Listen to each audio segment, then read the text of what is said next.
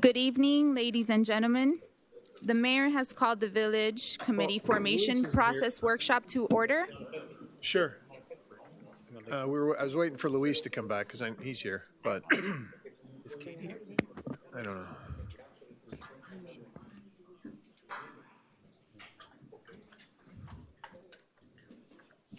He's back. Okay, let's go.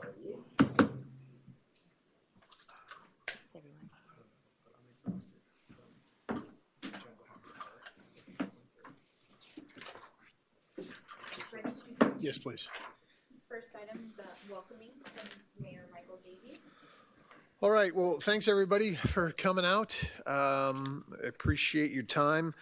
Look, one of the things during the campaign was we discussed, and then subsequently we started talking about committees and how effective they are and what we can do to make them a little better and to make them more useful, frankly, because the people who are on these committees put in a lot of time and effort to doing things. And I've come to see that sometimes that effort, we put it on a shelf and we don't really use it. And I think we've got a lot of great people out there who put a lot of time, again, and effort into these things. And I want to make sure that we as a council are doing whatever we can do to utilize those talents and to make sure that the committees that we form are actually doing what they want them to do, and they're not just out there wasting the committee members' time, wasting staff's time, and just not being effective.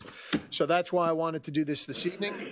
Thank you all for coming, and I wanted the attorney, if he could give us just sort of an overview of how committees are formed generally and the legalities behind them, and let's start there. Okay. Good evening, everyone. First of all, the authority to create boards in agencies comes from the charter. Now, we have a couple of terms that have been thrown around, and just for clarification, the charter provides that, and give me 1 second while I just pull it up here. The charter provides that the mayor shall name committees of council and appoint members of the village boards and agencies with the approval of the council. The boards and agencies are, boards, for example, are advisory boards, and committees are, per the charter, are really committees of council, which we have not established yet in the village. We have kind of used the word committees and boards interchangeably. I don't know the exact history. I do know that some of the reason was that at times the village wanted to have acronyms for certain boards that made sense. Like, for example, the ZORC, they didn't want it to be the ZORB. They wanted it to be the ZORC because they thought it sounded better. And I think that, over time, and I know some people have questioned, what's a committee versus a board. So technically speaking, the advisory boards are boards underneath our charter. Our charter also requires that advisory boards are created by ordinance. We have set up a process in the village code that we have a general board ordinance, which are the general requirements for all boards, which is in Chapter 2 of our code, Chapter 2-10. In Chapter 2-10 of our code provides just the general requirements, and those requirements are general to all boards, and then as each board is adopted by ordinance, they have specific requirements specifically related to that board. The general requirements are, very general. I mean, basically that, you have agendas, you have a jurisdiction that's set by the specific ordinance, that there's a name of the board, when you have to deliver timing of reports and stuff like that. And once the board is created, most of our boards are either standing boards. In other words, they're going, they don't have a sunset period, or some boards sunset based upon a time frame or the delivery of a final report. And I think you have a mixture in your backup here. We do have two boards that are a little bit different than the other boards, which is the pension board and the the special magistrate board, which are boards that are not, those are functions of state law that we're required to have here.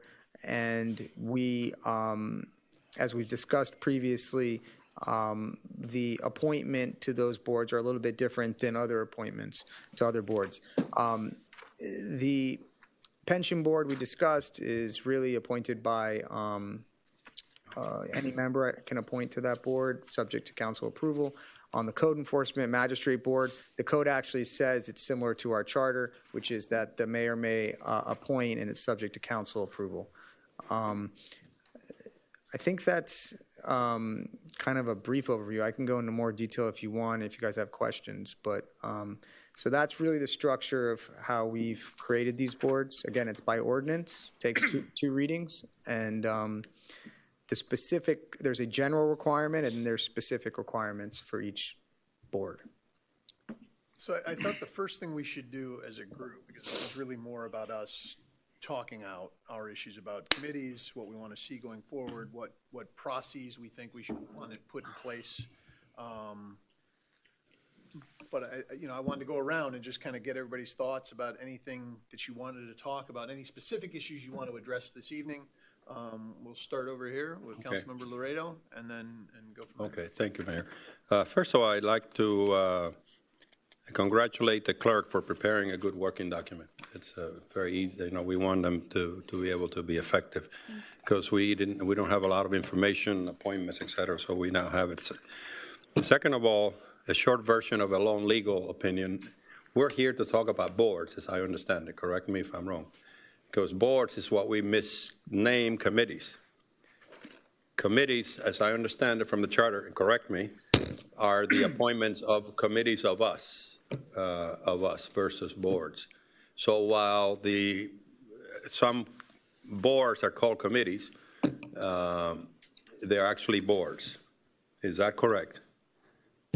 So that we can forget the other issue, which is whether we want to restructure ourselves where we could have, 3 members of this council, like we discussed a while ago, finance committee and stuff. That's committee of us. Oh, I see what you mean. And boards is them. Correct. The volunteer boards. What we're trying to. Myself and all of us could keep mixing up the names. So if you want to, okay, that's fair. Today is boards. You want to talk about boards, meaning what we describe sometimes as committees. You want to call it all boards going forward this evening. Yeah, I think that's right. That's what we'll be talking about. And we may need just to make the changes because it is confusing to the public. The reason I don't want to discuss committees is because he's got to draft a resolution, committees of us, and that I guess could come up next time. Yeah, so like I said before, we are here tonight to talk about advisory boards. Our advisory boards have affectionately also been named committees right, for a variety of reasons. Legally speaking, under the charter and our code, they're boards. Thank you. They're boards. Okay. That's fine. Could we just change the names to boards to make it clear? Yes. Yeah. Some of them do. For example, today, the Art in Public Places board is board. And then you have the investment committee, which never probably met, it's called committee. And it's just, we just sort of had to get the agreement on today's. It's about boards, which is of citizens, non-elected village councils, which we will then discuss whether we want to do committees that you would appoint to work on specific issues. Right. Okay. So we're going to talk boards tonight. Okay. So going forward, we will endeavor to name these groups boards when we're doing our ordinances on them.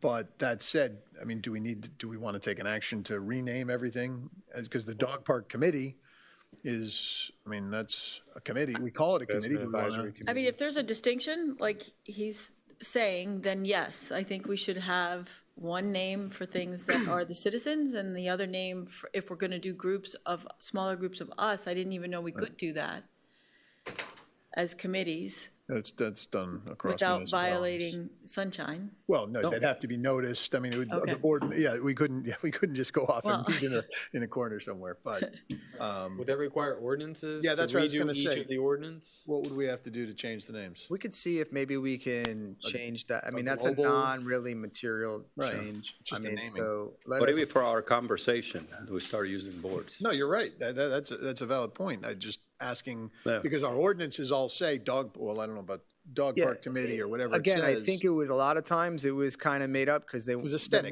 they wanted to the council or Howard Kane wanted to have some acronym to be able to describe it.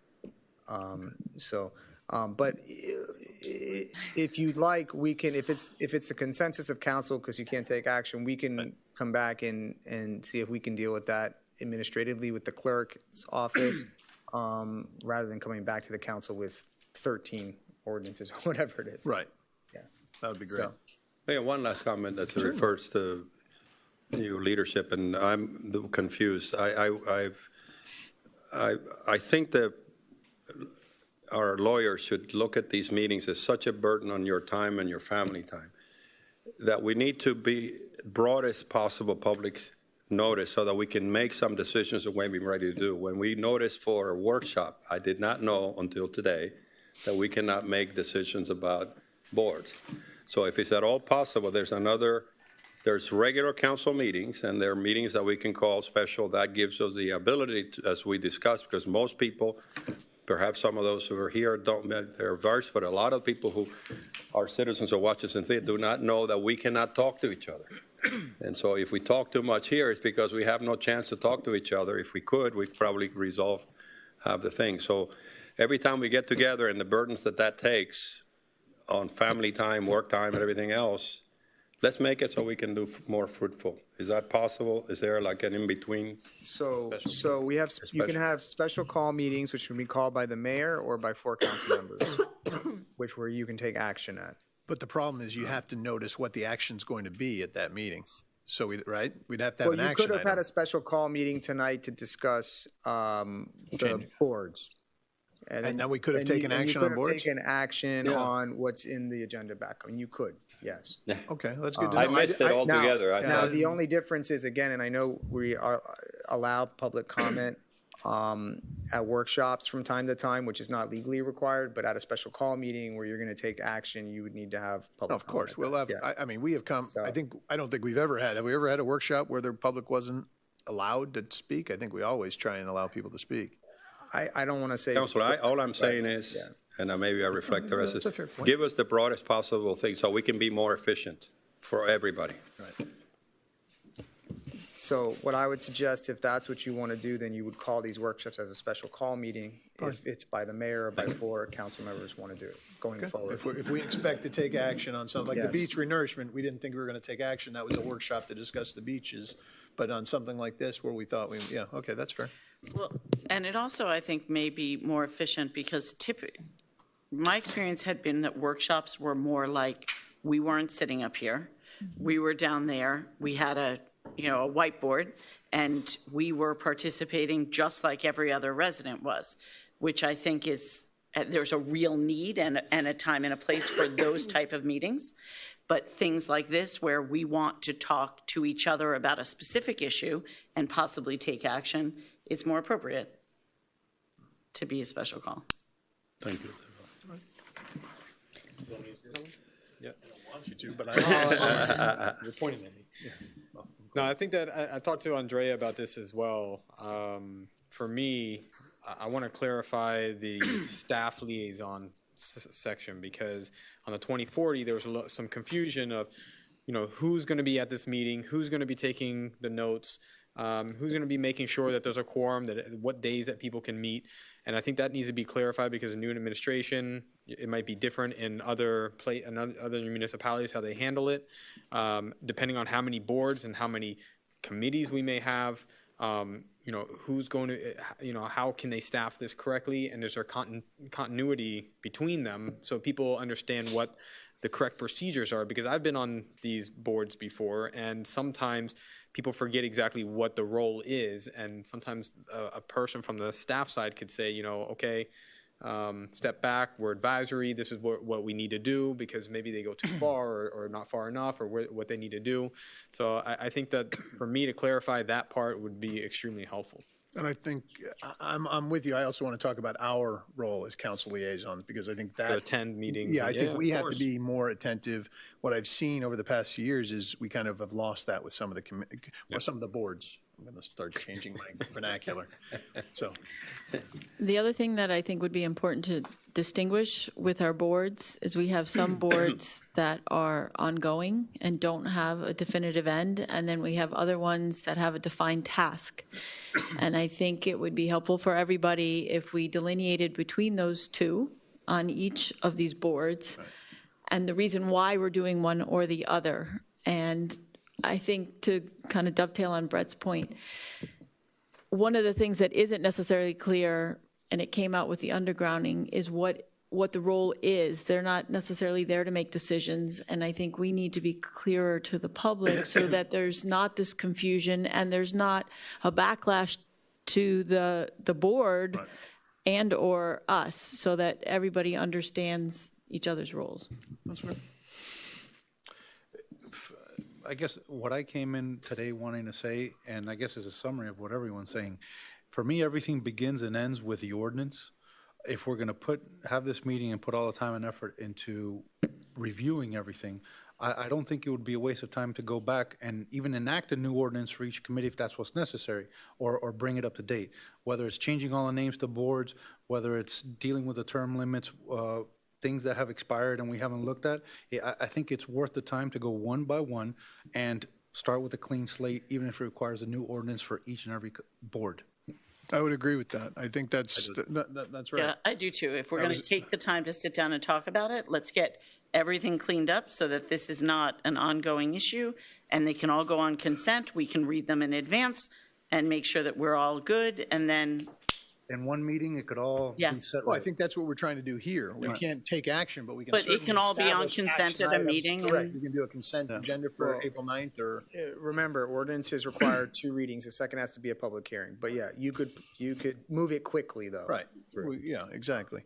What I was thinking now is we've got a lot of people here who have put their time and effort into this community. And so may we hear from the public. I know that's, it had us and then the public, but I'd like that, to your point, I'd like it to be a little more interactive. Yes. Than is sort of laid out in our agenda. So why don't we start That makes sense. with Ceci Sanchez? And then, anybody else who'd like to speak, please fill out a form. We're trying to get, Do they have to fill out forms for this? well, we prefer to have it for the clerk's record? record so that we were trying to be more formulaic, I guess, in terms of, I'm not going to not let somebody speak if they don't fill out the form, but I prefer that they do so we have a record. Yes, ma'am. We are not a formal committee, as you all have mentioned. Bob Vernon decided or came up with the idea that we were the managers committee. Could you speak into the mic? Sorry, I can't hear you. Ceci Sanchez, 260 Cypress Drive. Bob Vernon was the mayor at the time. He decided that the best way, because of many complaints, that we should be act as an advisory board, if you want to call it, to the manager. So we started meeting and giving advice as we were another pair of eyes. We were looking and we were pointing out what needed to be fixed. Ceci, I'm going to interrupt you because a lot of people don't, the we is the Meaning a landscaping Okay. committee. Landscaping board. All right, okay. It was a So committee of the at many years ago, before that, we formed a Village Beautification Foundation. Mort Freed actually incorporated us. We tried the same, a very frustrating time also, and we sent a letter saying we cease to be involved because of frustration. We had wonderful people that maybe we were 10, 12 of us, from Michelle Padovan, Valerie Cassidy, Carlos Cotto, and many other people. And so we're here now. What happens? I want to know, what do I need this for? Certificate of appreciation. You know how much time I've been trying to beg all of you to not make it a priority, just keep it up. whatever we have, let's maintain it. Let's maintain it to, I can get you the article, Ritz-Carlton quality. That's what you all decided. So the village, many years ago again, and I can show you, there was a landscaping management plan from the Vision 2020. It said that we needed a horticulturist. We need someone on our side to be watching for our investment. Yes, I know that we're going to go to probably for bid for a new landscape and maintenance contract in May. Yes, but we need somebody on our side to be watching our investment. We have at least, I would say, probably about 5,000 trees. Think about it. Let's say that those trees initially cost $250, and $250 that the landscape provider charged to plant it. Are we taking care of that? Why are we letting that Lake Park gazebo go rot? Please, if you form a committee, and I had other people that joined, some of them left because they gave up. How can I recruit people do they think that, it's, you make the time, I am trying to make the time, but we need a little bit of encouragement. Support. I cannot continue. I can give you pictures of things that I think we could be doing better. I think we can do better, and you have the money there from the budget. You have $65,000 that you accepted from eSciences, the person that we had, or the company that we had that came to do the 125-page picture album, and we paid $65,000, and you have $30,000 from the landscaping consultant. With that money, and maybe, I hope less, Fairchild has told me, and the Kampong head person has told me that we could find a qualified person to be here, to be working with building and zoning, to coordinate what we need to take care of everything that we have here. Now, a committee is helpful. I think it is, and it says there that you want civic involvement, and we can do. Another thing that I would like to add is not just plants, but can we just say village aesthetics? Like, can we fix, and I'll pass you pictures, can we fix the curbing, please, that is all cracked? It's like you're going to a party. Are you gonna go half-dressed? How are you gonna go? Are you gonna make yourself together? So it's not just the plants, but everything has to go. So we want that gazebo fixed. We want the irrigation system. Plants are dying because our irrigation system is, you're using the same irrigation system for the grass and for the plants. We're putting too much water on the native plants, so they die. Okay, sis. Why didn't we fix that? We gotta, I get it. I get what you're saying, and you valid points, and I'm gonna bring it up. How long do we wait? You're gonna get answers tonight. And then Allison would like to say something in response. I have sort of a question. So I want to understand where exactly, I understand your frustration, and I have had conversations with you about it, but I want to see exactly where we feel like the breakdown is, because I think that the level of what we would like to provide and the level of what you want is really best served by having a committee of residents, right? We want people who are going around when they're walking their dog or driving their golf cart who can see individual plants, and whoever we hire walking around with a weed whacker is not going to be tending to our individual plants and caring about them the way that a resident would. So what I'm wondering is, what I want is, or what I think we need is someone here, not in the air condition, out there, watching everything here. Plants that die, plants that thrive, stakes that need to be taken down. If this is sick, that needs to be treated, proper pruning. He is in charge of the landscaping provider. Or she. Or she, yes. That person is in charge, and we are going to be fiscally responsible. And we are going to plant one plant, and that plant is going to stay there because we're going to care for it. It's not going to die. We're not going to replace it in 3 months. Okay, so we had something budgeted. Can the manager maybe speak to what we've done with the, Okay. sorry, No, can we I'm just- deal with this committee I now guess or we no? can deal, well, I wanted to kind of get through, otherwise we're going to Okay. get into every.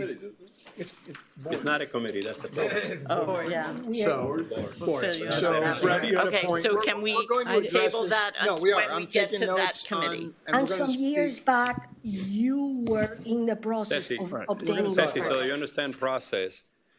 Part of the reason, if you were here, we're going to try to fix all of this. Right. Bad practice. You started by saying that you were appointed by a mayor, a wonderful mayor, to be an advisor to the manager. You please understand that you have a new manager and a new council. So we're going to start. The reason we're here is to try to fix things and make them better, whatever that means. But if I understand you correctly, before we move on, because we do have a lot, is that you basically, at the end of the day, what you want is somebody on staff doing.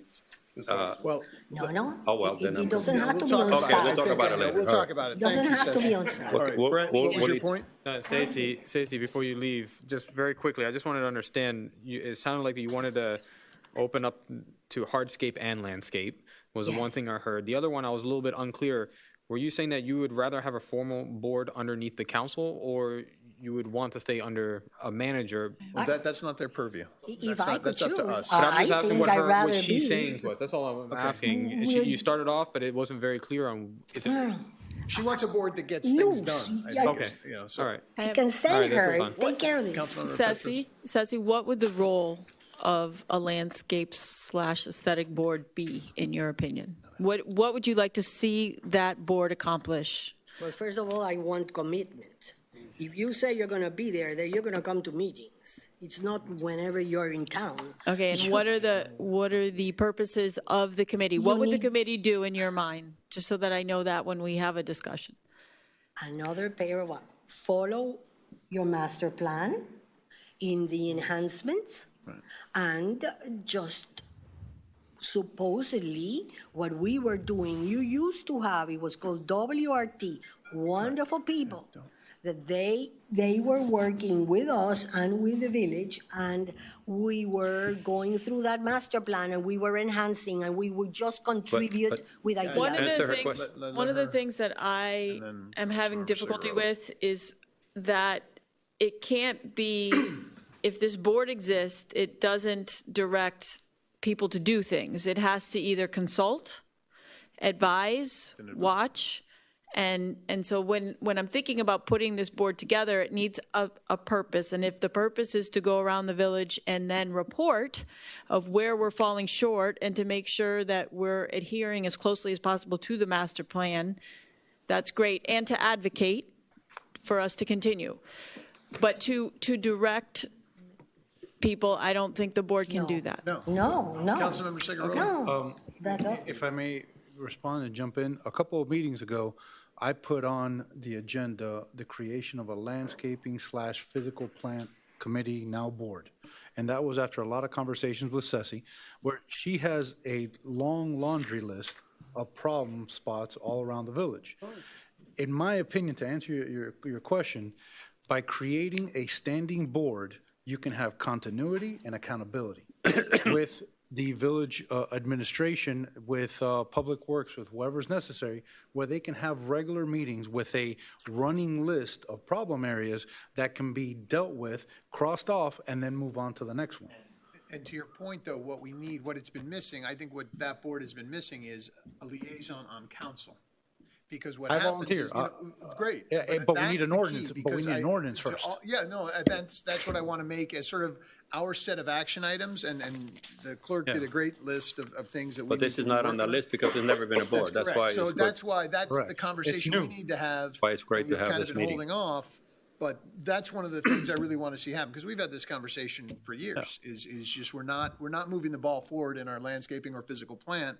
And I think, to your point, but the critical part is having a staff liaison who's going to be responsive, to be able to explain, these are the hotspots, this is what we're doing, but also a council member to be able to sort of ride herd on it and be attentive and bring it to the attention of council. Hey, we may need for the gazebo, we may need a little extra money because we've got to fix this gazebo, and bring these things to our attention because we are the body that's going to take action.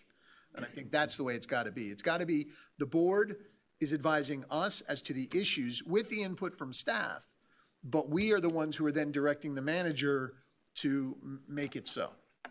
So I think that's what we have to really be, and all our boards. And I think this is a great example of how it's a great board of people who really want to do something tremendous for the village, and they're sort of feeling left out. I mean, I know how much effort you put into this. I do. I mean, it's been years, ever since I was started on council 13 years ago, you've been this person who's been fighting for this.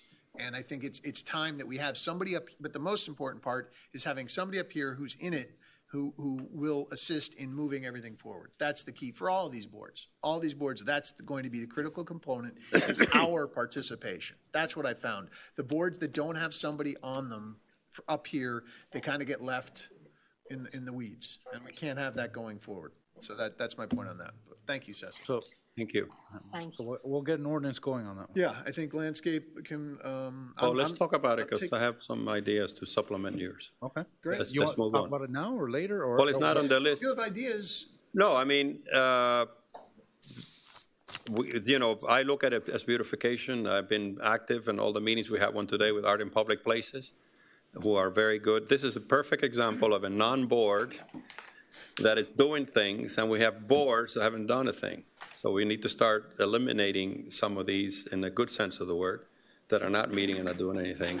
But I think it may not be good to have both combined, because Art in Public Places, but it has to do with. I would agree. All right, next, Tracy Ellis, come on down.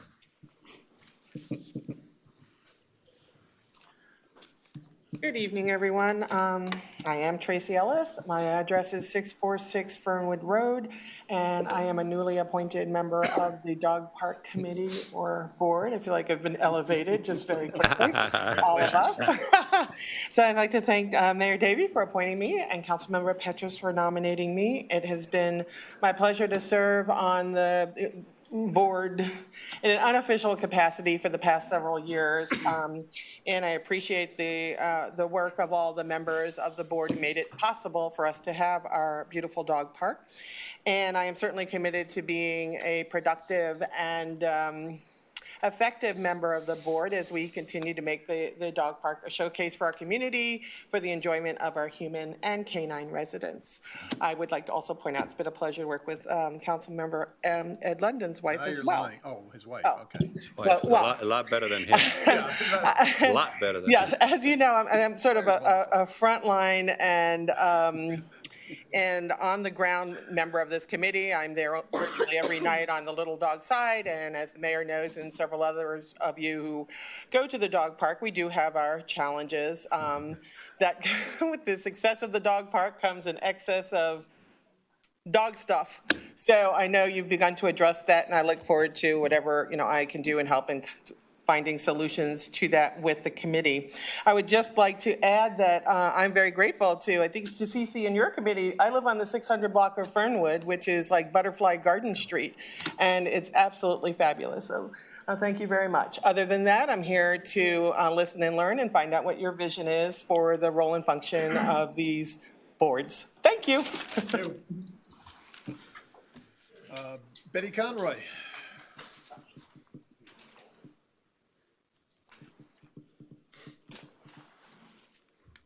Good evening. Betty Sim Conroy. I'm in Ocean Club, 785 Crandon. This is really going to be very difficult, because how long have we been calling committees? And does this mean no more committees? There'll be boards. No, boards. Only boards? It's going to be. It's because of the. He would have to go back and check the charter. I have checked the charter that you helped write, and it says boards. Okay. I'm not going to fight you, but I think it's going to be difficult to make, people that are used to saying committees change to boards, but I'll go along with you.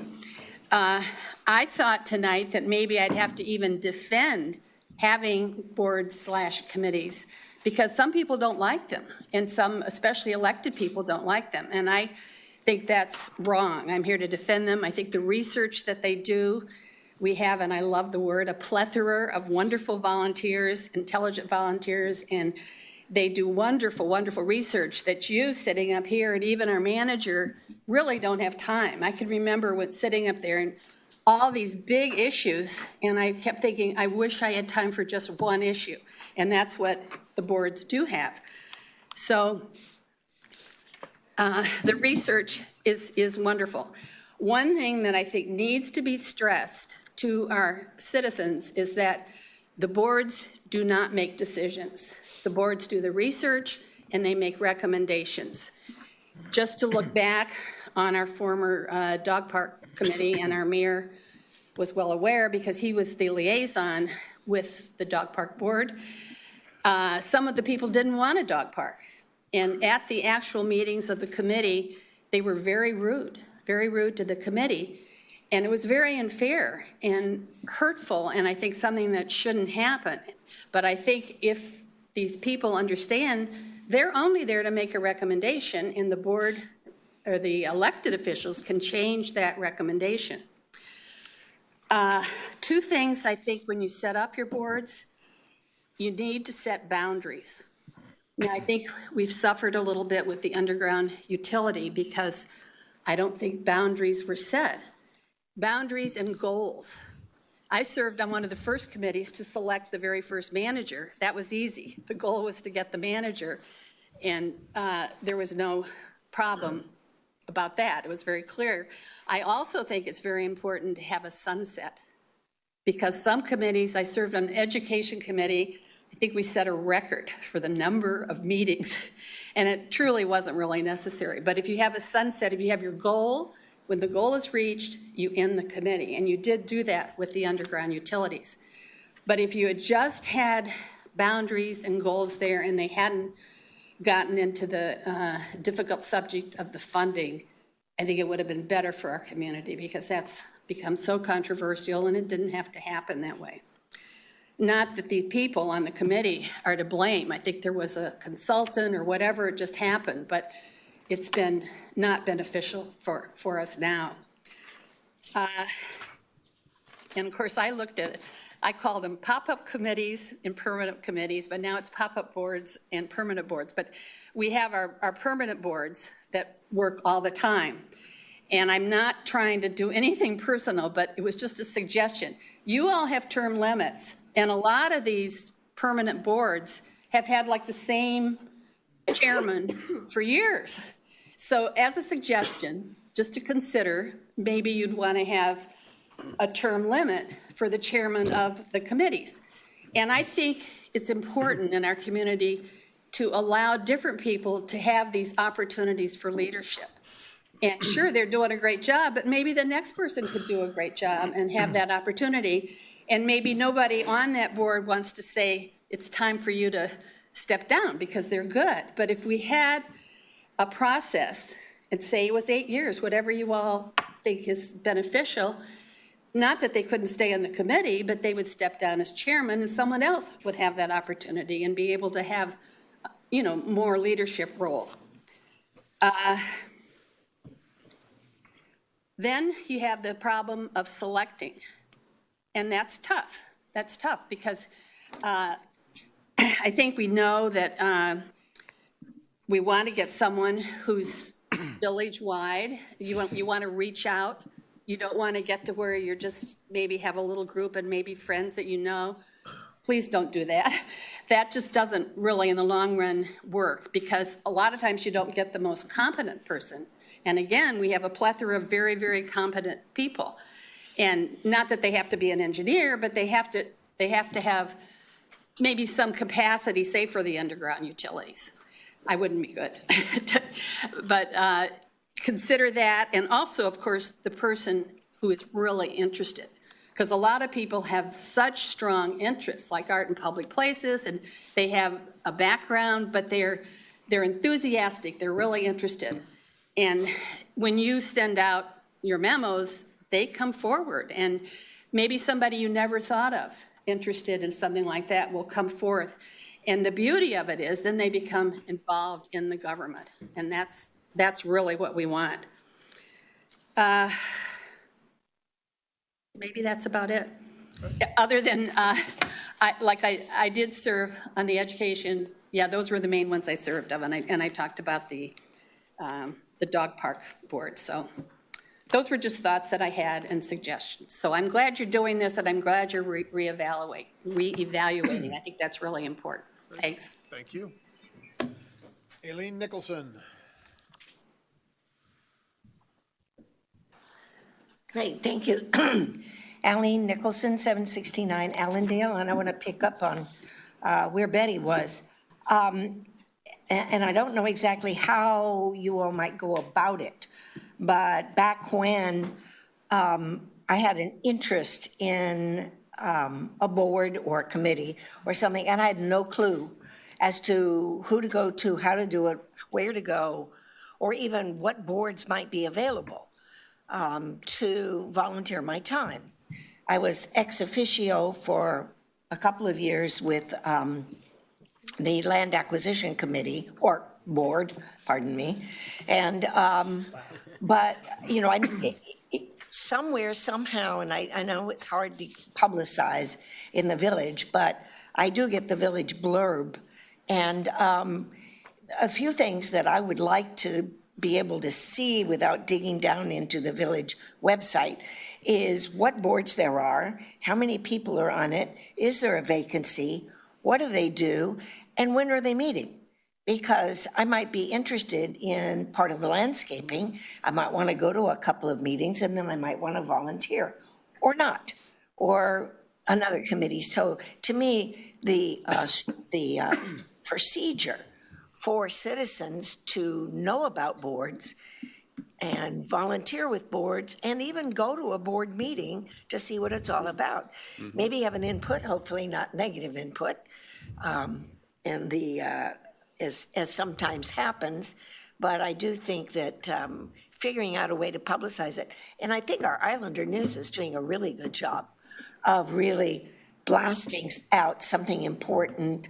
The reason I showed up at this meeting is because it was in the Islander, and then it came up in my email. So I think those getting some way so that you're reaching out to more people in the community to be able to volunteer for the board. Great, thanks, Aileen. I'm sorry, Mr. Mayor. Yes, sir. Could I ask a question? Of course. Aileen?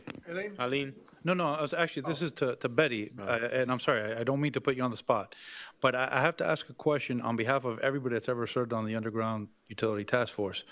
What boundaries do you think the task force violated, or what goals do you think? I don't think they violated anything. I'm blaming you all. I think you all should have said, look, don't look at funding. Don't give us any recommendation for funding. We will handle that.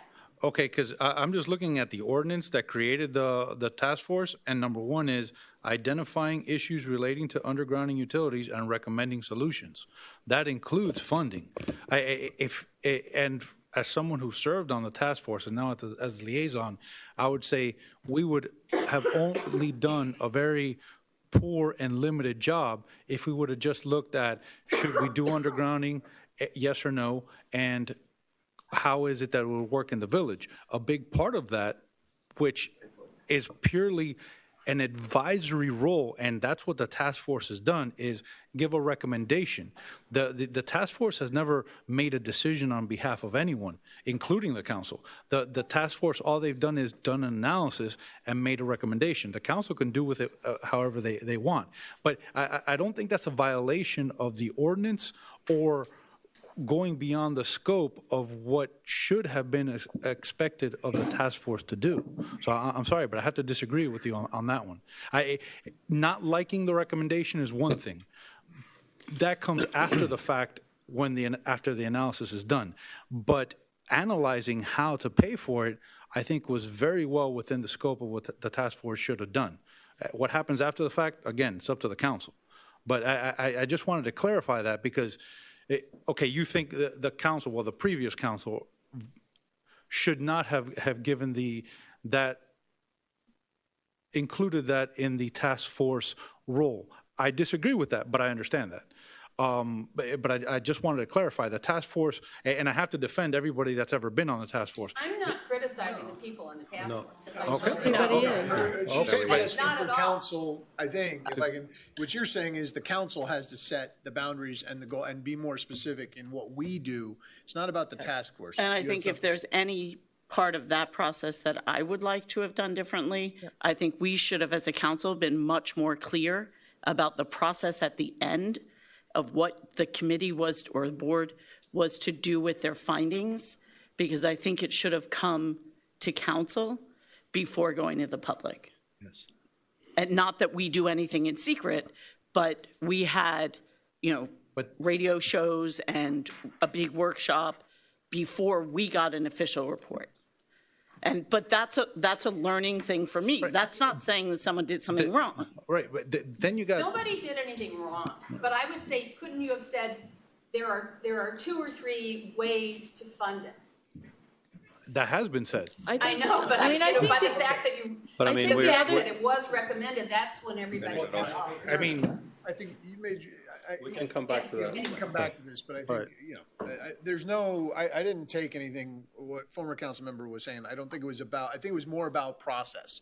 And I think that's why we're here. I because think we could have done a can better always do job with the better. We can always process do better with in our this, process. in this And I don't- situation. Look, we can always do better. And I think, look, I know how hard you worked on the task force. I know how hard the task force members worked. But at the same time, it could have been a better process because, and it's just looking back. I mean, we could have done some things differently that I think would have been better. It's not a wrongful act. I think it was just looking at it, we should have probably we should have been interacting more with council than we were. And I think that's something we could have been doing. And I'm not putting that on council members. I'm not putting that on task force. It takes all of us working on Well, and I this. think it's just lessons learned for going Correct. forward. That's right. I also think, Ignacio, one of the things that has troubled me a little bit is that there wasn't this back and forth dialogue that makes the task force feel good if the council makes a different decision.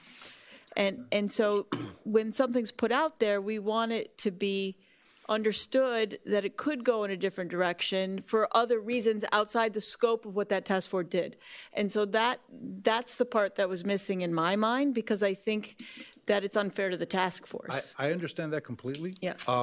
I can tell you, and the mayor can tell you, and Brett can tell you too, during the first year plus of meetings, I think all of us wished more council members had attended the meetings because we felt like we're working in a vacuum, we're doing a lot of stuff and nobody's paying attention to us. We're in a dark corner. We wanted information to get out.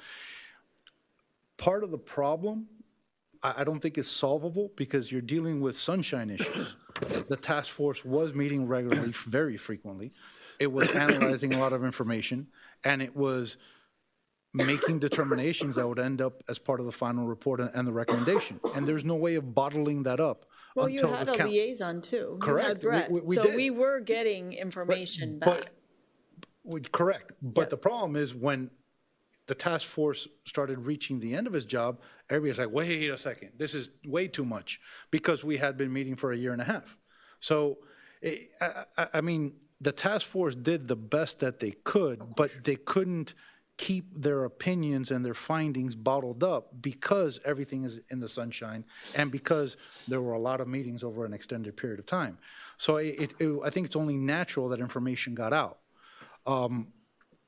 No, look, and Michelle or somebody would be presented. I presented ideas to the council as well. So I don't think it's just lessons learned. We're going to improve as we go forward. I think the task force did an incredible amount of work. And Brett, you wanted to say something. I apologize for jumping in, but I want to be clear that we did what we did, right? And we own it. And I think there's nothing to be said, but if we'd done some things differently, particularly I think when it comes to funding, I think we might have been able to stop some of the concerns before they happen. Michael.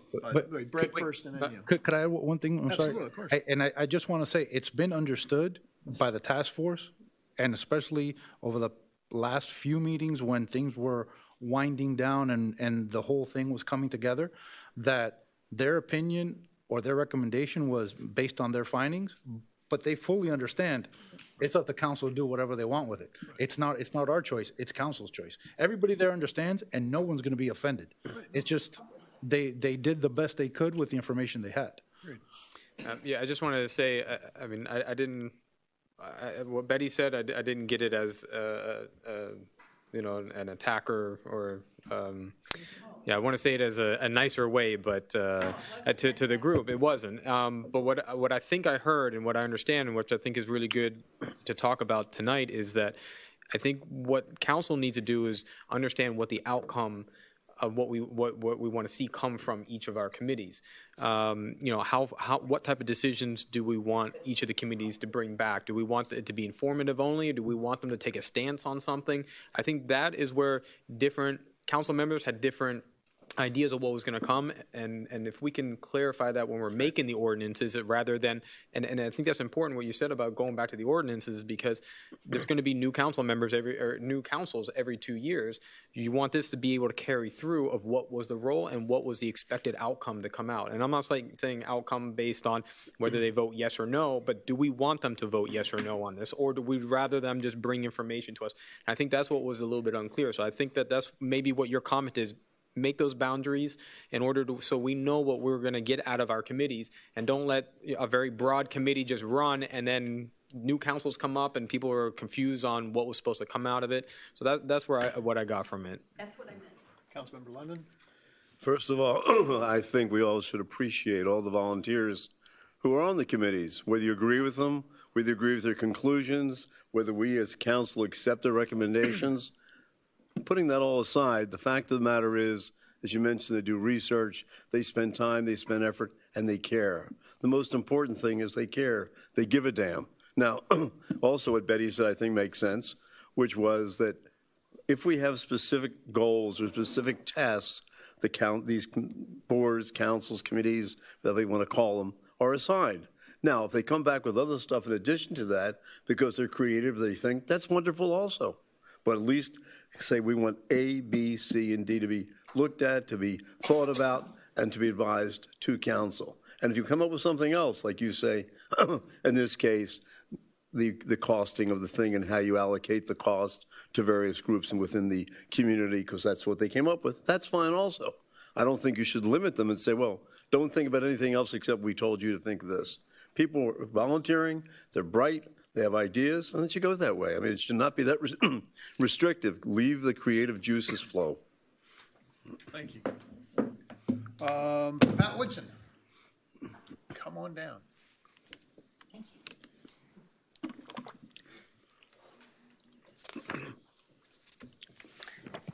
Thank you for having this workshop. It's been needed for a while, and it's a great discussion. So the Land Acquisition Committee, now the Parks and Open Space Board, I like that. That's much better. So we have been tasked, these many years, to create strategy and make timely, watch constantly the kaleidoscope of ebb and flow of properties that may be available with willing sellers that fit the overall strategy that we've recommended and gotten good feedback from council on. We have, the role of parks has certainly expanded of late, now regarded for coastal communities as an integral part of opportunities for drainage and flood management. So that is, that means that we really have to have some kind of contact with a broader process involved in resiliency. So we're offering to do that. Also, I believe I'm going to send around the summary of our recommendations that are kind of open, so you can see where we are and give us feedback. Also, I think that at this point, it's really a great moment for what we almost did last year, is start working with a parks planning expert to give us some guidance and some new ideas and orient us again. Maria Nardi at the county had suggested that she would be enthusiastic in helping us do that. And there may be some other. No, I just thought I got to talk to you about something like that. Oh, okay. Talking about parks. Good, good. Okay, let's talk about parks. So, as always, we'll work closely with the manager. It's essential to work closely with the manager and looking at what is coming available in the community and how we're going to vet those properties before we even bring them up at a meeting. However, there is a resolution hanging out there, which I believe is really not fair to the manager, and not that we can't work with it, but it indicated that we would make our recommendation to the manager instead of the council. And the manager, in their sole discretion, would decide whether they felt this was a good recommendation or not. If they didn't think it was a good recommendation, then it wouldn't make it to council. And I think that puts the manager in a position that's very awkward to make her potentially kind of responsible for a board's, I got it right, a board's recommendation. So that's something to think about. Excuse me for interrupting. Where did you get that from? That was The ordinance? Is that in the ordinance? It was a previous council. But it's not on the ordinance. It's, you know, it was a resolution. Let's look it's at it. one of the things that this council is trying to do in an clean effort up. to be efficient and save money is to get our house in order a little bit more. So I never heard of a board appointed by us, the elected officials, to report to a third party. We Yeah. consult with that third party because they are the people who are going to execute our decisions, but Yeah, it was this is news to me. kind of an addendum to Well, things. consider So- it void as far as I'm concerned. I don't know where it came from, certainly not in the ordinance. It was an Forgive me idea for that the, got some support on previous council. Oh, So okay.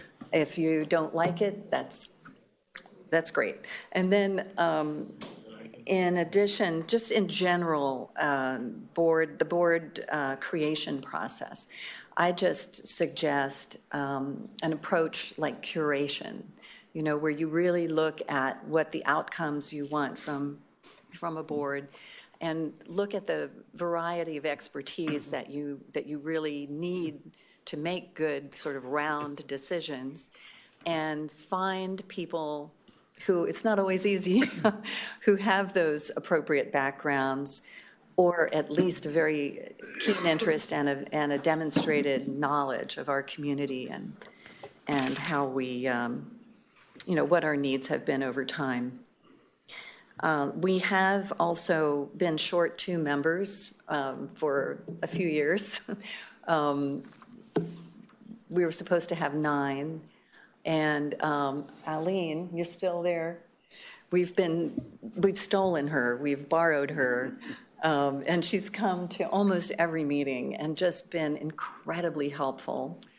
So I hope that, Aline, if you still want to hang with us, then, you know, please point Aline. Yeah, that's important because we have it as a Are there zero. people on the board that may not be participating anymore? Well, I'm double checking. I think we may have 2 rolling off.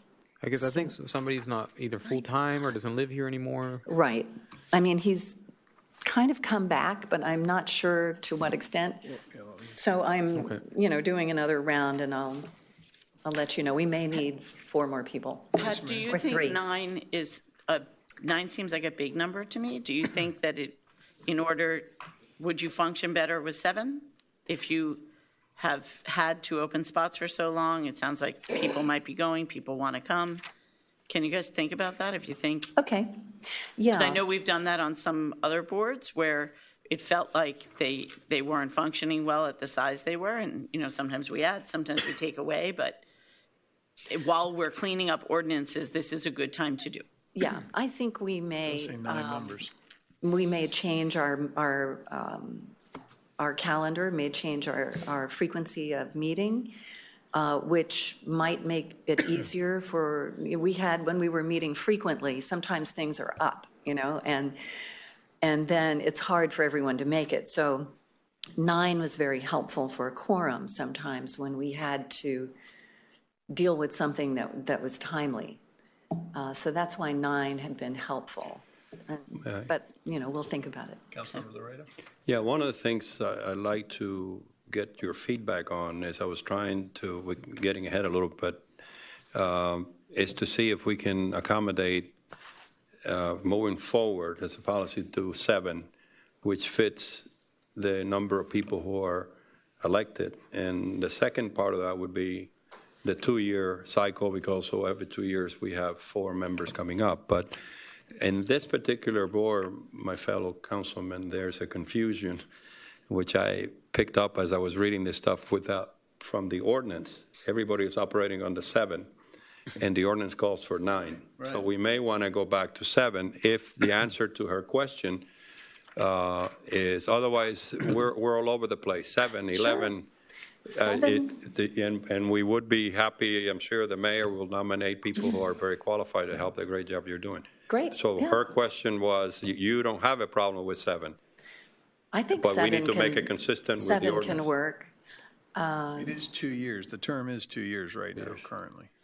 Yeah. I mean, because of our work associated with the land trust, initially the thought was that we should have an ongoing body providing recommendations for this ongoing trust. Right. But, we can all talk. And do you think there's a few people out of the 7 that are on there right now that may want to step down and let somebody else, like Aline or somebody that is more active, to join? Mm-hmm. Very well. Could be, yeah. Okay. Okay. On the attendance issue that you brought up, and I'm sorry to be so blunt, it's just my style.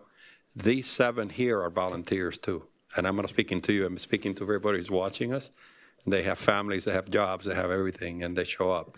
So in a nice way, as we look to people who want to serve, we also have to impress upon them that it's a commitment.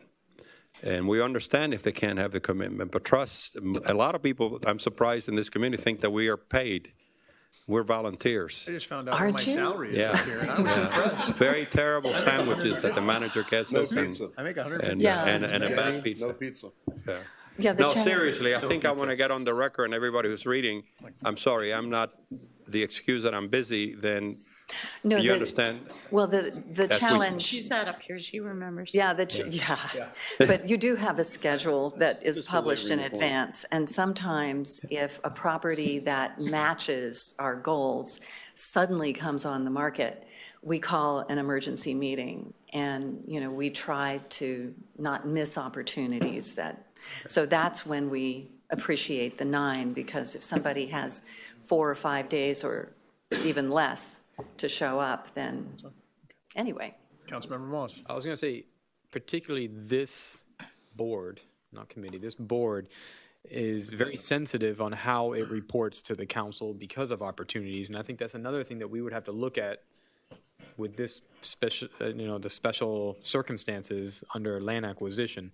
And I know that's always been an issue, that, how you publicize a possibility of making a purchase. So that's something that I think we should talk a little bit about, and, see where it goes. Okay. If there's a way to improve this process, I know I can speak for the board that we just want parks and open space to happen in this community. So if there's a better way to wire things together, please, let's talk about it. Thank you, Pat. Thank you, Bad. Fred, you're up. Sorry. Onofre Torres? Sweet. And by the way, while he comes up, if she has, Pat, if you have names like this wonderful lady and others, just submit it to us, please. Onofre Torres, 600 Grapetree Drive. I'm here because I attended a conversation that Mayor Davey had with us about 2 weeks ago, and the topic of committees came up, and I was struck by the fact that when I asked him how many committees there were, he said he didn't know. So I've been doing some thinking about that, and I think that I agree with some of the committee, what some of the council members have said here with regard to setting objectives and having timelines, and I don't know that there's anybody that's actually managing that process. And I don't think that these boards should have any executive authority over the staff of the village. And therefore, it's probably inappropriate for this to be handled by the village manager, as was alluded to just a few minutes ago. So in order for you to better manage this, I would suggest that maybe some coordinator role be established. And it could be a volunteer, or maybe it could be through the village clerk or something, so that you can have timely information coming to you with regard to what's going on in each board. And that way it'll help you make your decisions. So that's my thought. Thank you, sir. Thank you. All right. C. Bracken. Christina. No, that's not what it says here. Miss C. Christina Bracken. Great workshop. I have brought some riveting reading. So just getting into a lot of the details that basically got us where we're here today, workshops and the government and whatnot. So I'm kind of digging through some of the existing materials. So I wanted to point out a few things.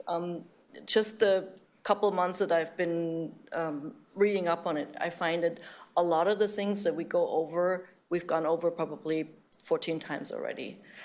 There's tons of materials here of things that we're discussing now again that we've done hours and weeks and months of work and thinking and research on. So I'm wondering how much of it we utilize and how much of it we don't. I can't answer that, but I think it would be probably a good idea as some of you are going back into ordinances and whatnot to look at this, because there seems to be a lot of information available that we have already assembled.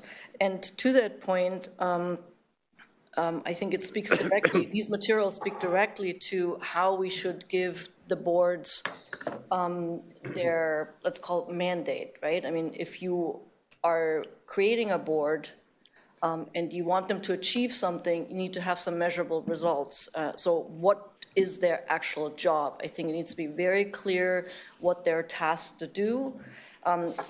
It's maybe also needs to be very clear on what they need to stay out of, if there is something like that you don't want them to touch on. And I think equally importantly, we need to go back and see what has already been established. Like, for example, a certain character description of what we want the village to be needs to be reflected in the mandate of the council, of those boards, right? So just to use the underground committee, for example, if you task the underground committee with finding the most equitable solution to pay for this, but the mandate in our master plan is to develop infrastructure projects in the way we have already decided, that's a redundant thing to task them with, right? Unless you decide you want to change the idea of the master plan and you want to go back on the original character of how we want to approach these kind of projects. So that I think there's a major disconnect between what we have done in the master plan and some of these vision plans and whatnot, and what we're asking the councils to do. Also to this meeting here, I'm reading it as committee formation workshop. I'm not reading it as let's discuss the individual committees and what they are doing or how they're doing it. We're discussing, at least when it comes to the definition of the title of this workshop, how do we actually form them, right? I mean, who should be on it and why, and what kind of credentials or not, or how many, and things like that. So maybe that's something we also want to accomplish before the end of today.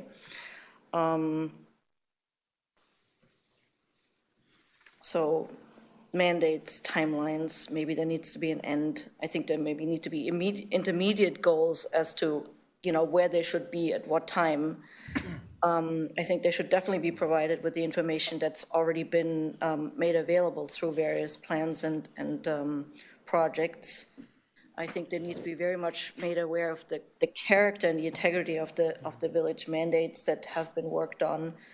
I think it would be a great idea to create a publicly published or comprehensive list of all the boards, and maybe a regular publishing of what they are, who's on them, and maybe even every now and then, every half a year or whatever, maybe a council meeting that specifically goes through all of the meetings, all of the boards, and say, okay, this is what we're doing, this is who's on, this is what we're working on, so that people can know a little bit more what is going on.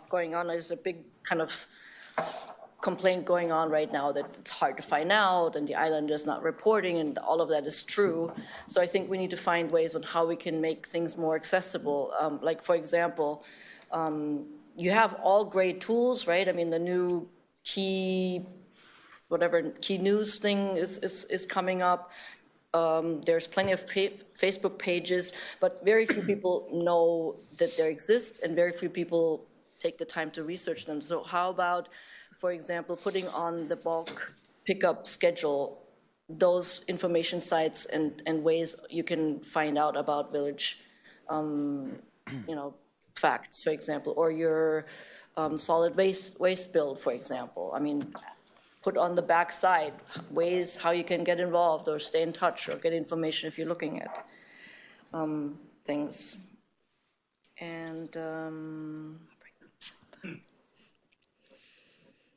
yeah, I think that's. Thank you. Thank you. I think, does anybody else want to speak? Okay. So, I mean, one of the things, and I'm not sure if it was Councilmember Petros, I think it was If somebody it's good, here. it was me. Well, then maybe. It was No, London. but it was one of those things, because we're talking, the database. I think the clerk just brought something up about putting all this information, the vacancies, all the boards, the members and everything. We do need to be better, have it on the website somewhere so that people have access and it's readily available, so people can say, well, what is the dog park committee? And doing things like constant contact, because I think we are getting better. Certainly since I've been here, I think in this term, I'm seeing better performance in terms of getting information out. But again, we can always be better. But one of the things was having people submit their names. To Eileen's point about wanting to be on a board, and I think Pat and Christina just spoke to it, when people want to get involved, sometimes they don't know how to do so. So I think it was you who said, why don't we have it so that people can upload their resumes and put in interest, or was it you? Was it you? I think it was me. Okay, sorry. What do you want to say, Christina? Just to that point, I forgot, maybe it's an idea to find people that could serve as somewhat, nominating ambassadors, people that just keep their ears out for people that want to be on committees. Well, I was going to say, like, if you're on a committee, and I think the committees I've served on are pretty good about talking to other people and talking about what they're, and trying to get people involved. I was just going to add that I think while that is certainly essential, what I would really love to see come out of this is ways to make this so approachable to people who don't already know someone. So especially, we have a very transient community, and we see people come and they find their little group of people that maybe have something in common with them. And a complaint that I hear from residents that have lived here a long time is that they're not engaged, they're not joining in our community. And it was a goal for me when I ran to try to figure out ways to reach out to these different aspects of the community. And I think that if we had, it's going to sound, my husband will make fun of me tonight, but friendly, flowery language on the village website that made you feel welcome to explore these things, because even having an interest in serving, it can be a very intimidating process. That's right. Like, I laugh when people are like, oh, well, they're on this board. And I'm like, do you know how, I'm dying to get people to come and serve. Like, this is hard work, but it is intimidating, and people should feel welcome to participate And we need something, in my opinion, interactive on the website for sure, where people can add their name and say, I may have an interest in this event if it ever opens up. And I think, again, I agree with you on that, but we also, I would like to be pushing information out about when the boards are meeting, where they're meeting. We could do a better job of that, because I don't think that information gets out there as readily as we want it to. I also think we have a little bit of a problem of knowing what communication is coming from the village and what communication is coming from residents who have given themselves a name that sounds like KB something. And so we need as a village and as a body to have something consistent where the residents could know the difference between the two, because it's very difficult and it's getting more difficult. That's a great point. That's a superb point. Yes. There is no filter between these 7 people and the public. A lot of people sell themselves as a filter, at least as I'm concerned, and there's a lot of confusion. And this is, again, every meeting I mention it, I know she's working hard on it. We have a communications problem structurally, overall. Today, a wonderful man with incredible experience in Hartford, Connecticut, show up at the Art in Public Places. There was no background. He just saw the notice at the last minute. I mean, this place is loaded with talent. Right. That's but right. somehow the misinformation, because there are people actually managing information and distorting information, it's important that we hit it with our own communication skill on this and other matters. Well, and I think a good way to do this, and I think I suggested this a couple of years ago, and I know I didn't really push to follow through, but if we did some kind of, through social media, a well-branded, identifiable little like, did you know campaign. And if we had set goals where we were putting out so many messages a month, did you know you have to have a driver's license to drive a golf cart? Did you know that we have an Art in Public Places board that has an opening?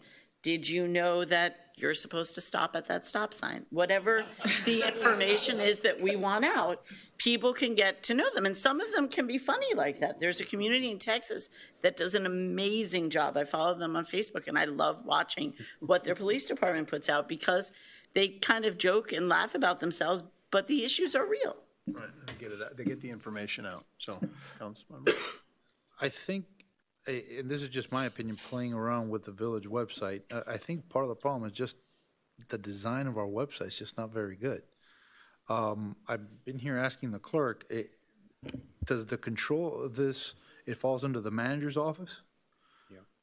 Should we, I didn't mean to put you on the spot, should we, I don't know, look for proposals for a new website, better design? Because, I mean, if a well-designed website, the information just flows out. Like I'm looking, I finally found after about 10 minutes, the where to click on to get the advisory board / committees, and it's only got 7 of the 11. So, I mean, and to find it, you really got to look. So, I mean, I just think we need. Even as an elected official. I think we just need a new website. We just got to, and then trash it, start fresh. And from there is where Twitter, text messages, constant contact would flow out from there. People could sign up in one place to receive all the notifications. But I just don't think this is fixable. I think we just need a new slate. I mean, that's easier said than done. We put it in the budget. Right. It's somewhat convoluted, and communications has evolved. And I think you brought up that we're going to hire someone for communications, and maybe this is something that can be addressed on a more global level. But if we go down this path tonight, we're going to be here a while. Let's be clear. We're not making, this is simply about committees, but I mean, if the manager wanted. Great suggestion. We can put a pin in that. Food for thought. Speak high level to it. So as part of the budget process, we did talk about enhancing communications and establishing a new website. We went through the existing budget for the 19 adopted cycle, and offhand, I think it was about $280,000 that was allocated across the telecommunication service providers, so the AT&T phone lines, the Verizon lines that we have, as well as the AV and the Channel 77 streaming. And we also had in there a website and a new website and a citizen response management tool. I can tell you now that I have a better handle on some of the numbers, that funding allocation is not going to cover what we are looking to achieve. So I'm going to be bringing forth some recommendations along with some requests for budget allocations to be able to deliver on that, including a communications director. Beautiful. My goodness, it's 7:30. We're I moving. promised that we'll be out of here by 8. Oh, boy. We can do it. You're making a Kurlanchek promise. Is there a way to? We call it a Kurlanchek. That's what we call it, Judge. Just let's move on, all right? Jenny already Kurlancheked us this evening. A Kurlanchek is when you walk into a meeting, you say, oh, this is going to be over in 20 minutes. And then you're here until 11:30 at night. That's called a Kurlanchek, okay? Judd was famous for it. During the Sinesta process, he'd be like, oh, we'll be out of here an hour. 4:30 in the morning, we're all struggling to get out of here. So anyway, we love you, Judd, but just we need to talk And I about the suggest Kurlanchek. 3 items to see if you agree or don't agree or what, so that we can give instructions. One, the 7 members number with Boards of 7 members. 7 members, the 2-year sunset. Yeah, I think that's reasonable. Right, Can and there's we- some that are, yours is special, vote. It's a special by law, a special. And the third thing, just throw out, the third thing would be one, you can't be in 2 committees. I take issue with that, but you go Okay. first, and then I'll bring up my. One small thing, I'd like to say no more than 7, because I don't think we always need 7 either. I'm sorry, no more than 7 is what I meant. What do we do with the 2040? Well, yeah, are we talking about every committee, or are we saying? Yeah, I like to talk we about the remove 4? 2040 at the end, but, Well, are we talking about? by the way, the 2040 was 7. Yes. And in our effort to be accommodating, which is not appreciated by some people, we went to 11. 11. So, okay, well, that's a can of worms. If we open that up, we are definitely Kurlanchecking this thing. I just have a Councilmember? question for Councilmember Laura. Do you mean 2-year sunset or 2-year terms? I'm sorry, 2-year term. Okay. I've learned that there's other municipalities that actually give you 90 days after the election of the new council, so that the new council can appoint. So Their term limits, The reason for this is, as I said earlier, no, you can reappoint. I voted for all his reappointments. If you get elected, you should have a voice. You know, the President Trump doesn't assume all the cabinet of President Obama, kind of thing. It's not Okay, so those are, I just, with committee, with boards. with more than one. You have a problem. Yeah, right? I do. I kind of Okay. have, and because there are certain people who I would say can be, let's say we have specific type, because I do agree with the whole idea. We need to be better about our boundaries and our goals and our tasks. But let's say somebody's a special magistrate, right? But Okay, I take it back. You're right. Yeah, because I was a special Yeah. magistrate, I was on EAB, I was on the task force. You're on too many I was, boards. no, and look, I'm not against limiting, but I think there are times where. Probably the you reason should we be have the forward. problems we have. Yes, of course they are. I mean, look where we are. But I Okay. do, I understand that we should try to, I would like to spread the wealth as much as possible with Okay. boards, but sometimes it's not possible. Sometimes you have somebody who's got special skills who may be coming in on that. But the other ones, I could see no more than 7. No more than I have no problem with that, and no more than 2-year terms. I think 2-year terms is a good way to do it. Okay.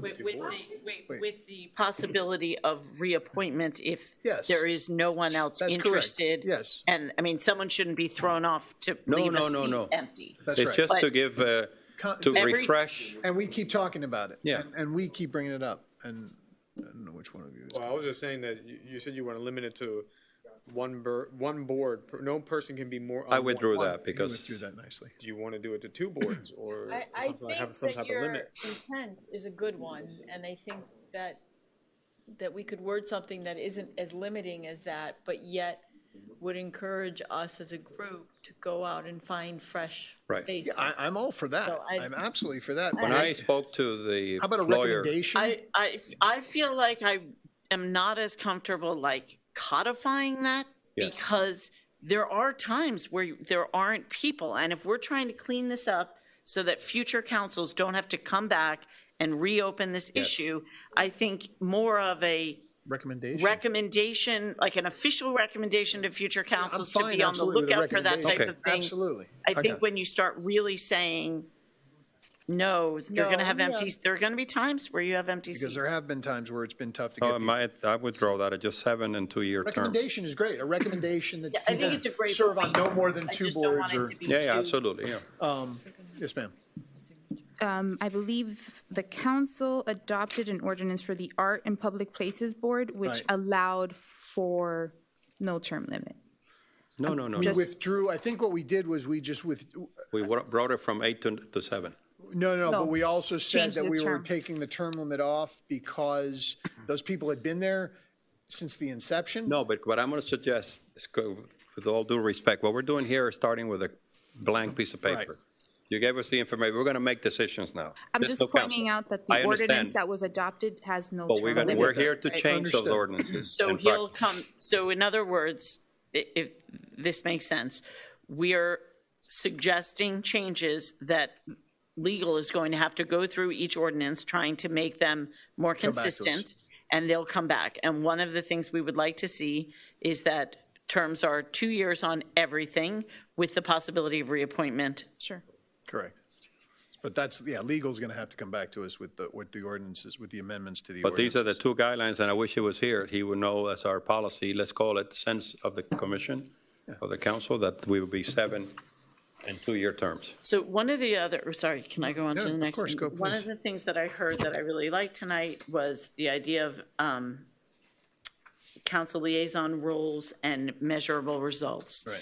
So I think it's difficult to put, for some boards that are real long-term things, like the dog park committee, if that's something that doesn't have an end board, that it's hard to put it into the ordinance, but I think it should be put in, perhaps in some way, that responsibility goes to the council liaison, and that maybe even in I know our meetings go long and they don't have to be long reports, but we had talked about having regular reports from each board, once or twice a year on our regular calendar, which I think is great. But I also think that if we're trying to get council liaisons to attend meetings regularly, and every single board should have a liaison, that we could have it in our regular agenda, board reports. Right. And you could say that, I'm on the Education Advisory Board did not meet this month. That's 2 seconds, but we're in the habit of doing it. Or the Education Advisory Board met this month, and we have great news to report, which I will be reporting Athletic next week Advisory Board. about Village bus to Athletic mass Advisory coming Board. earlier. Did I get a sense that we agreed on the 7 and 2, or? Yeah, no, I Yeah, think we're all I on think that. so. Well, I think we had the clerk Ignacio- write it down for him for later. Okay. I definitely agree with what Councilmember McCormick just said. Vice Mayor. Sorry, Vice Mayor McCormick. We're doing boards, we're doing committees, we're doing everything. I think we need, we have sort of gone to the procedure where I know, but at each council meeting, one committee was going to report. I think that's not enough if more than one committee has met, whether it's at the beginning of public comment or somewhere on the agenda. I think after every single meeting, a committee should come here at the next council meeting and report what happened. I think that can be, and you guys can agree or disagree, but my thing would be, let's say the Education Advisory Board, if something big came up, you may want the chair of that board to come and present, but it may just be that the council liaison can come and give sort of a brief over. We don't need a huge, because what you're doing is you're bringing somebody in, they're going to give a 15-minute presentation, and it may not be required for every meeting that they have. How about this, a standing agenda item, council liaison That's report? what the Vice Mayor. If you notice, I did that. I like the idea of doing both. That's a great idea that she had. Ignacio, you can have the idea. I like still doing the official reports, because I think that it's also really nice to give those boards an opportunity to shine. They should get a chance to come and put their PowerPoint up, and the whole community should know how hard they work and how often they meet and who they are and know their face. But this, I think, will also give us as a council the discipline of really staying on top of it. Yes. If you know you're going to have to report to your peers and tell them what happened that month, one, you better go. And two, you get a chance to reflect back on their mission, the village's mission, to Christina's point, and how we're all in line. Right. And you notice I reported last week on Art and Public Places. I met 3 times since I joined. And the flip side of it is some people don't want to get up. They're shy. Right, that's so that's why I don't want to codify it, because they may really don't want to be on the microphone. That's right. They said, you do it. And Shoot, for that standing agenda item, do we have to specify which liaison is going to report on which No, I committee? think we could leave or it sort just of like. be- I think reports we and should each go down the line. And if you have nothing to report, you say, I have nothing to No, report. no, but I mean, when the agenda is published to the public, do we have to put which? No, committee because liaison? technically everybody reports. Everybody reports. So it's just an open item. Yeah, board reports by council. So where can Mayor, we? if I may? So Section 210 of our code, advisory boards, does provide for a process that requires the boards to report annually, and it's pretty specific with regard to the. I think that it goes on to say unless otherwise Right. provided by the ordinance. Right, so what I'm offering is that there's a procedure called out that we could circulate and share with the council members, and then if there is a desire to follow this procedure, which provides a very detailed package annually, and then it actually calls out that quarterly verbal reports be provided in March, June, and September, and that the annual report is provided in December. I like so that. it's a jump off. I would like to see quarterly reports, just because, look, these committees do stuff, and we need people to understand, because sometimes people say, oh, we have this committee. Well, if those committees are really, like Art and Public Places, they do a lot, and people don't know what they do. And landscaping, you do a lot. You work hard, and we need to, as you say, have them recognized, but also we need to see what they're doing and understand what is of import to this village that can be brought to us by these boards. So I would like to see it on a regular basis, on a quarterly basis, they present to us. But in the interim meetings, the council liaisons are also making just brief reports, as you say. If there's nothing, if nothing went on at the last meeting, fine. Or if it was a meeting about, what the MAST PTSA did at their last fundraiser, let's just have that brief moment, talk about it, and let's move on. But we need to be better about incorporating these boards into what we do and how we act as a council, because I think I've seen it over the past 4 or 6 years, I've seen this sort of divergence. The boards do one thing and the council, we get out of step, and I want us to be better. So another item that we may agree on so that he can start taking some decisions down, and it can be our policy power. I want to, and I'm sure you have done that, but just to make sure, because there's a lot of misinformation, that we are not in any way going to make appointments either by council members, because that's another issue, 7-7, that we're going to work as a team and develop a healthy consensus about 7. And particularly, we do not want to go into any organization representation, as we drifted a little bit. And I want it to be clear in the minutes that I think it's a sense of all of us. We're not going to have a representative of this organization or that organization, because we already went through that argument. Right. I think it's destructive, and I don't need to go over it again. But let the record in plain English reflect that. We will pick the 7 best people in Key Biscayne for any one of these committees. Period. At large. And then again, well, that's the other issue. That I was going to go back to that. We need to have a way for people to apply, and I think that has to be better, and that's got to be part of whether it's a new website or whatever it is. We need a better way for people to just submit. If it's uploading, if it's just submitting your name to the village, we have to be better in how we do that, because it can't just be us. And it's also, look, with the 2040, we didn't really look for specific skills. What we did was everybody sort of picked somebody, and then we decided to expand, so we brought some more people in. And I think with certain committees, we're going to want to have certain specialties, certain people. Mm-hmm. If we're talking about, let's say, stormwater drainage, I'm just throwing something out there, we may want people who have engineering background, people who have resiliency background, people who have skills. And to your point, there's a lot of people in this community who have these skills. Our underground task force, after you and I left, we brought on Fernando Vazquez, who's an engineer at the city of Miami Beach. And Two he's- engineers. Two engineers, right, Servando as well. So there are plenty of people out there who are willing to offer their skills, and we should be taking advantage. But part of the way we do that is we decide as a body, okay, these are the people we want on this board. Certain boards, you're not going to need that. I'll say Education Advisory Board, I guess you want people who have an interest in education, but they don't have to be teachers. You just happen to have a master's in education. Some of us just barely got through school. But those are the things we need to figure out as a community, as a council on each committee going forward. I have an idea.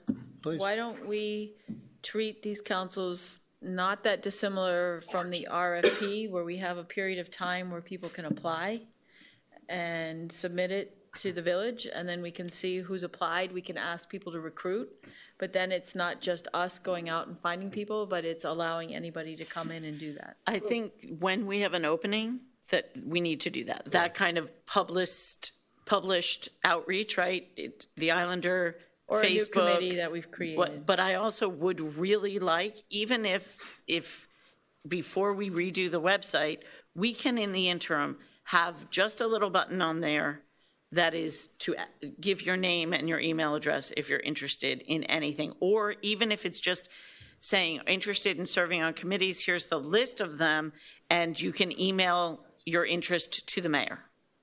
To the clerk.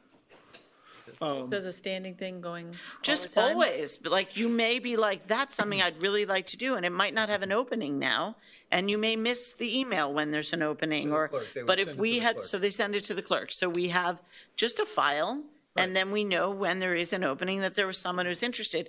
But I think what I've learned through all of this volunteering is that there is not enough ways to try to communicate to be able to truly reach everyone. That's right. So having a way to take in information on the website, putting information out through social media, constant contact, text messages, when we have a specific opening, I think is probably just a start.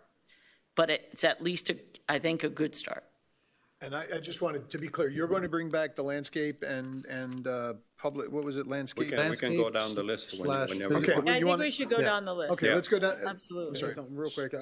You guys were talking about the expertise and making sure that, some of these boards, we might need to find it, but we have to be also careful, because for me personally, I would rather have somebody who's extremely dedicated more than having an expertise that might not be so dedicated. There's a Understood. big I difference get there. that. So we, if we're gonna restrict it, maybe it's only having 2 of the positions expertise. I don't think we Right? should restrict it. No, And I think we need to have those conversations as we go forward with each board. But that was kind of my point to that is, I just think we need to establish that before the boards go out and we start picking people, as, what happened with the 2040, again, I go back to it, is there's no planners on it. We didn't decide, and then later everybody came to us with, oh, we should have had this kind of person on, we should have had that person on, we should have had that, and we didn't, because we all chose somebody we thought would be good at outreach and getting people involved, is to my mind, is the way it went. But I would agree. So why don't we start, the first And board. I asked for the deferral to move the first one to last. Certainly. In the interest of time, because I want to say something on that. And then Art in Public Places is mine. We've met 3 times. The 7 members are very active. I've checked them all out, and there's no vacancy, so that I think you're in good hands there. And we just have to deal with the term limit component of Right. that. Well, that's But going to be he added. will have to reappoint. And I was thinking today, but I guess he says we can't, but. No, we can't take any action But we today. have to reappoint. When you look at it next meeting, the 7 are fine. Luis, can you, for my edification, tell me, you've met 3 times since you've been Yes. on council. What are the current goals of Art in Public Places, and Yes. what is this committee doing? Are we considering this a standing committee, or does it have a defined task that has an end? Yes, Art in Public Places is usually a standing committee in all communities, and they have a dedicated source of income. And in the county, and when I was involved in the car, it's through a tax in the bed tax, hotel bed tax. Here, which I'm going to work with her on the budget, has to do with the public policy of acquiring art in public places out of some sort of revenue. Here, it has to do with capital improvement. There's a gray area as it relates to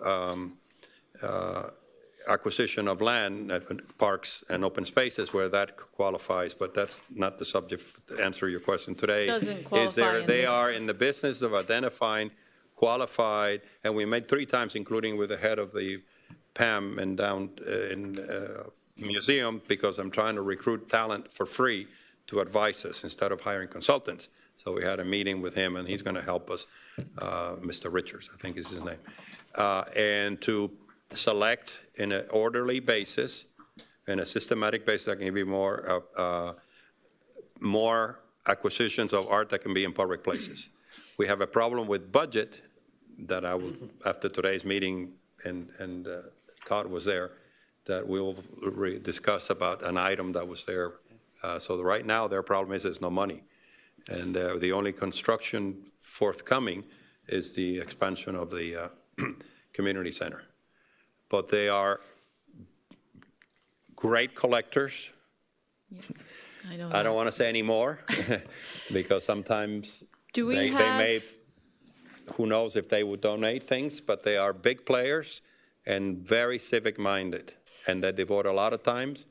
They've been to every meeting.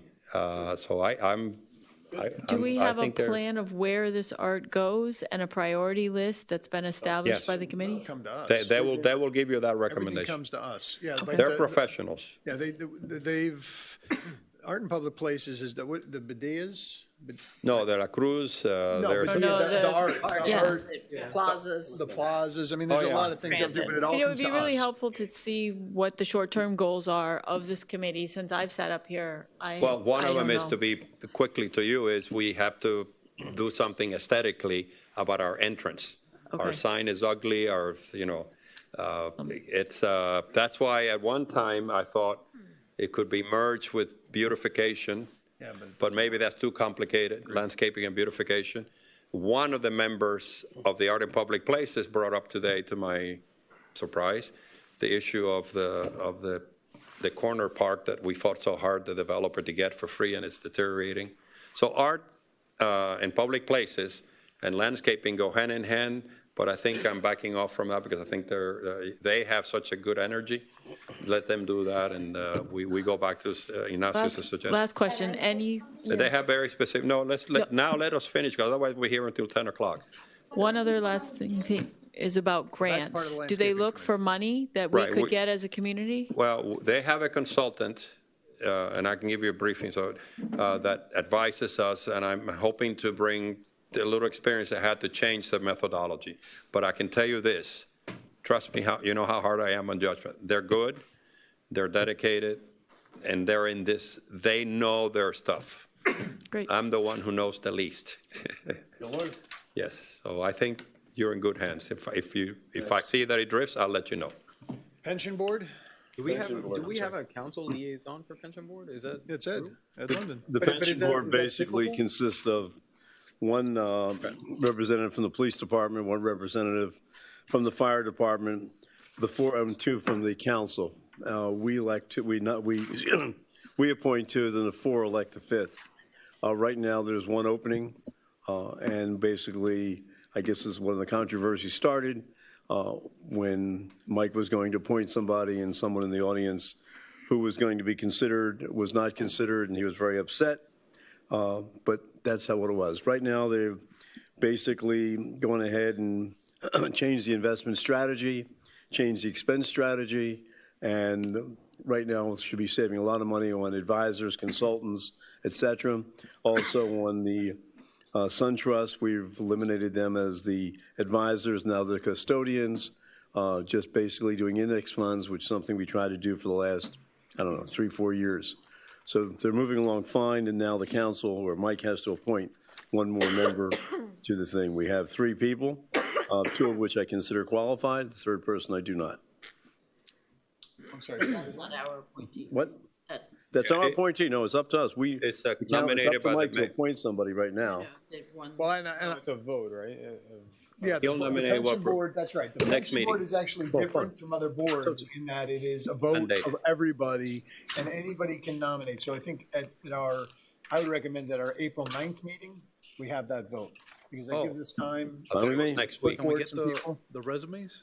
I don't know if we have the You do have. resumes. Yeah, I think We- all the Was resumes- that You do in have. the previous package, both of them?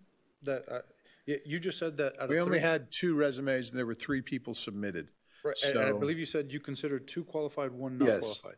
And all 3 of their information is in that previous package that we got? I don't know. Yes, but No. one of them pulled their, they Right, said the they will answer not is no. serve on there, so. The nominee at the time, when this whole thing, did not have a resume. I submitted one with a resume, and the other person with a resume withdrew.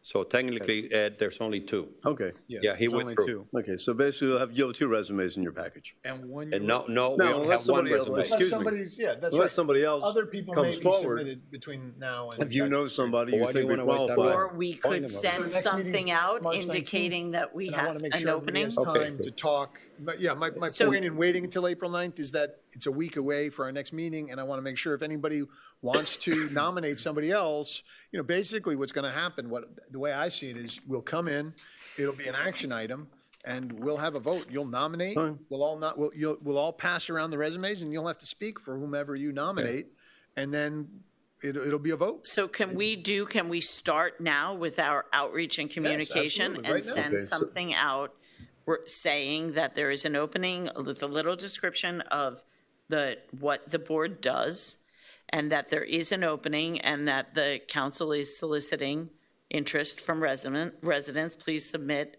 a resume by a certain date, and then we'll all read them and make our No, I think that's right. decisions. Now, can I suggest one thing when we send this thing out? The qualification, in my opinion, should be someone who has been involved in investments, not in management of pensions, not in determining what pensions have, because this has absolutely nothing to do with the pension board. Your union contracts determine what the pensions are. Basically, what we're looking at on the pension board is people, members, who have experience in investments. And that is the single largest or main criteria we're looking for. So when you send this out, that's what we should be looking for. I think that it would be extremely helpful to have both of those. I think understanding public pensions as they are distinctly separate from private pensions would be incredibly helpful on that board, and not just I disagree investments. completely, and I'll tell you why. Because we have nothing to do with determining what the pension is, public, private, or anything else. All we have to do is basically make sure that we're getting a return and the corpus is growing, so there'll be enough money to pay the pensions without coming back to the village and say, hey, guys, we didn't do well, you got to kick in more this time, or to the unions in case we really get in bad shape, you got to contribute more.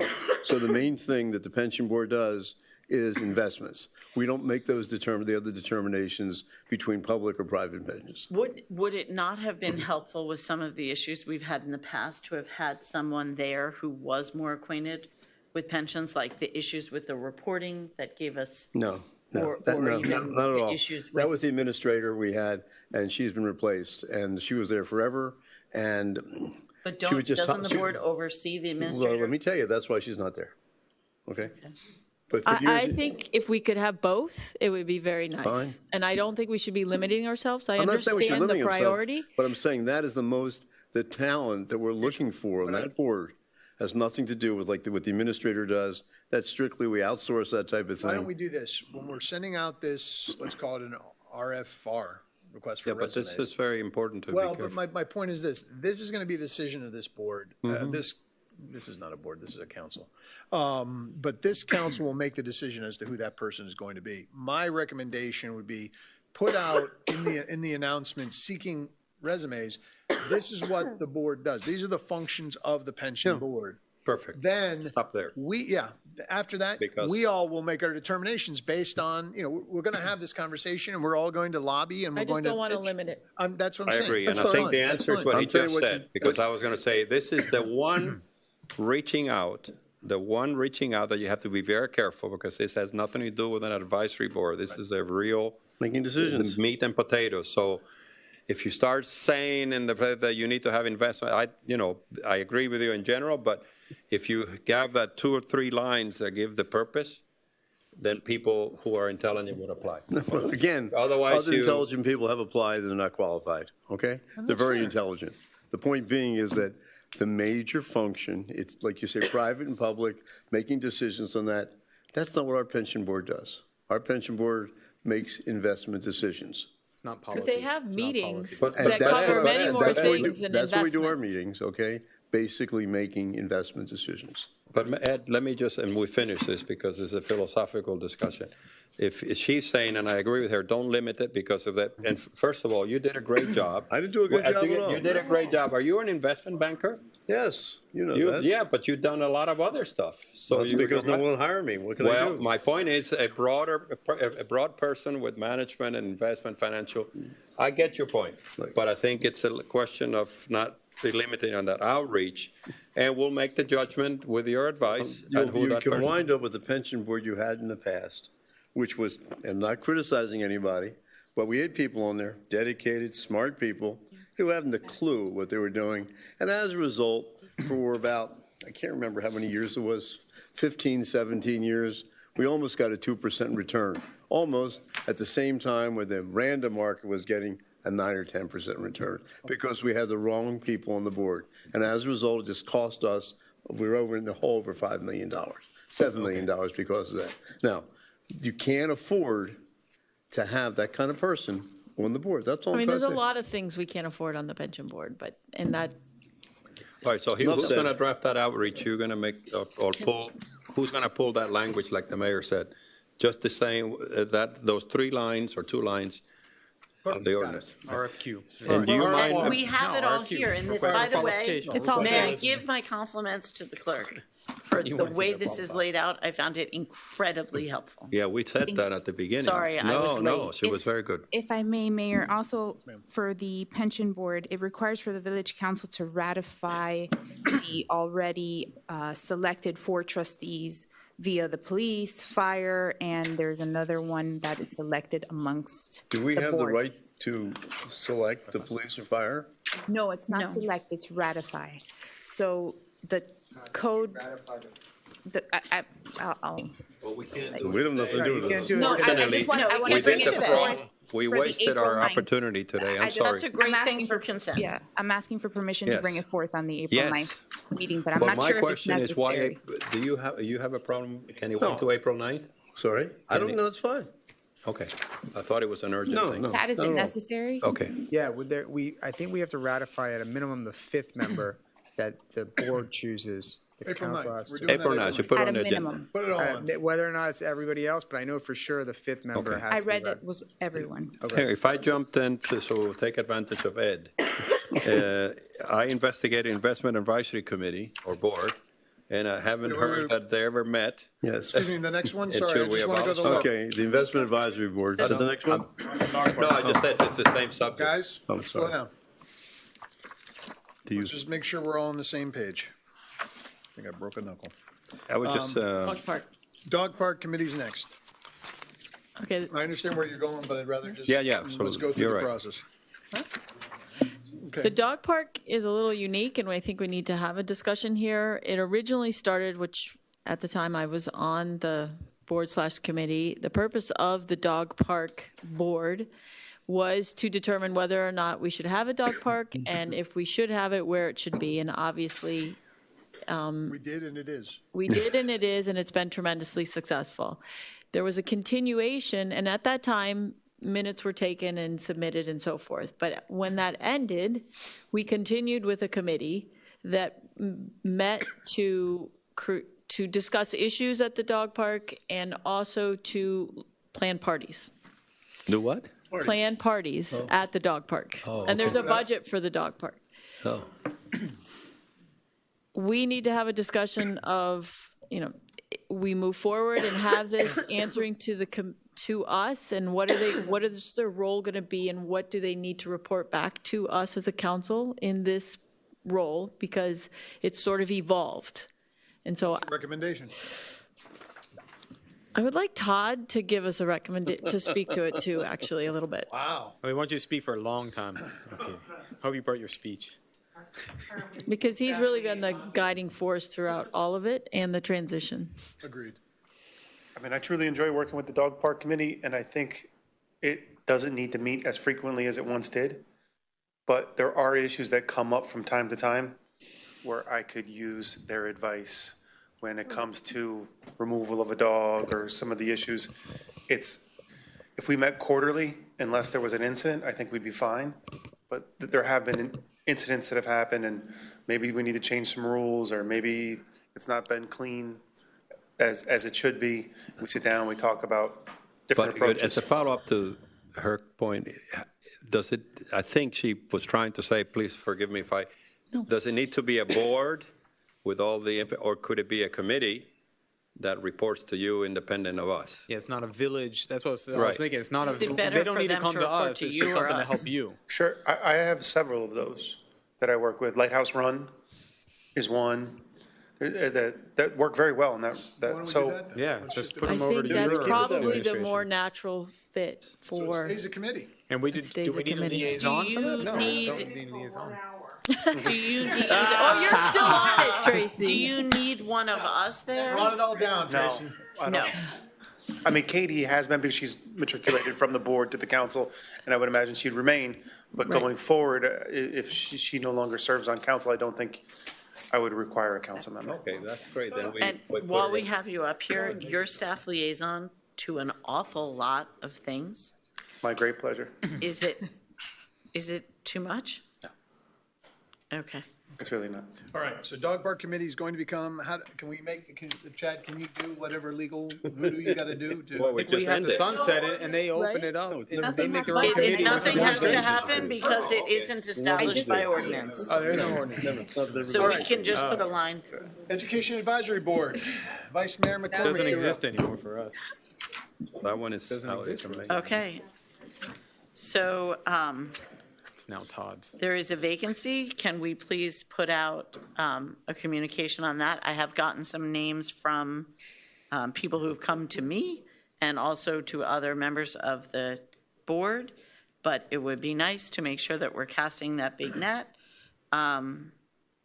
This board, I think, does really good work. I think the idea of asking me to report more regularly would be helpful to making sure, because it's kind of an ongoing thing, to making sure that they're staying focused on short-term and long-term goals and that we all know what they are and that they're in line with what this council wants them to be working on. I do think this board does a tremendous amount of good work, and most especially, they've established some really good working relationships with members of the administration at all of the schools that serve Key Biscayne, all the public schools that serve Key Biscayne, but even more over administration at the district level. And it's been very helpful, I think, in addressing concerns that come straight out of our community. But I would like to see the rest of this board being more just informed of what's going on and what's coming up and what they're doing. This board has had a lot of turnover recently, including from the staff, from the school district, right? We have new people at almost every single level. So I think they're doing like a real restart right now. They just elected a new chair and had 2 new people appointed, plus we have 1 more vacancy. So I think it slowed down a little bit. We lost our chair when he was elected mayor, and things kind of fizzled a bit, plus all the turnover. But I think this board does really good work, and I'm excited to see how they do in their new kind of incarnation with all these new people, and to report it back to all of you. Kristen and Lily says require board action, council action. Does that mean for reappointment, or why should it require council action? Yeah, to have another, we need one more person, but I. No, I'm saying, no. Sorry, you're in No, there. it needs to be reappointed. Oh, The to be 2-year term is reappointed. up. 2 years Okay. are up. That's all. But I think that that's action that we should wait on yeah. and That's right. see what kind of many people we outreach can we get. have, That's right. because I think at least one, maybe both of them, 'Cause Lily's been would on be way too very long. happy to step down.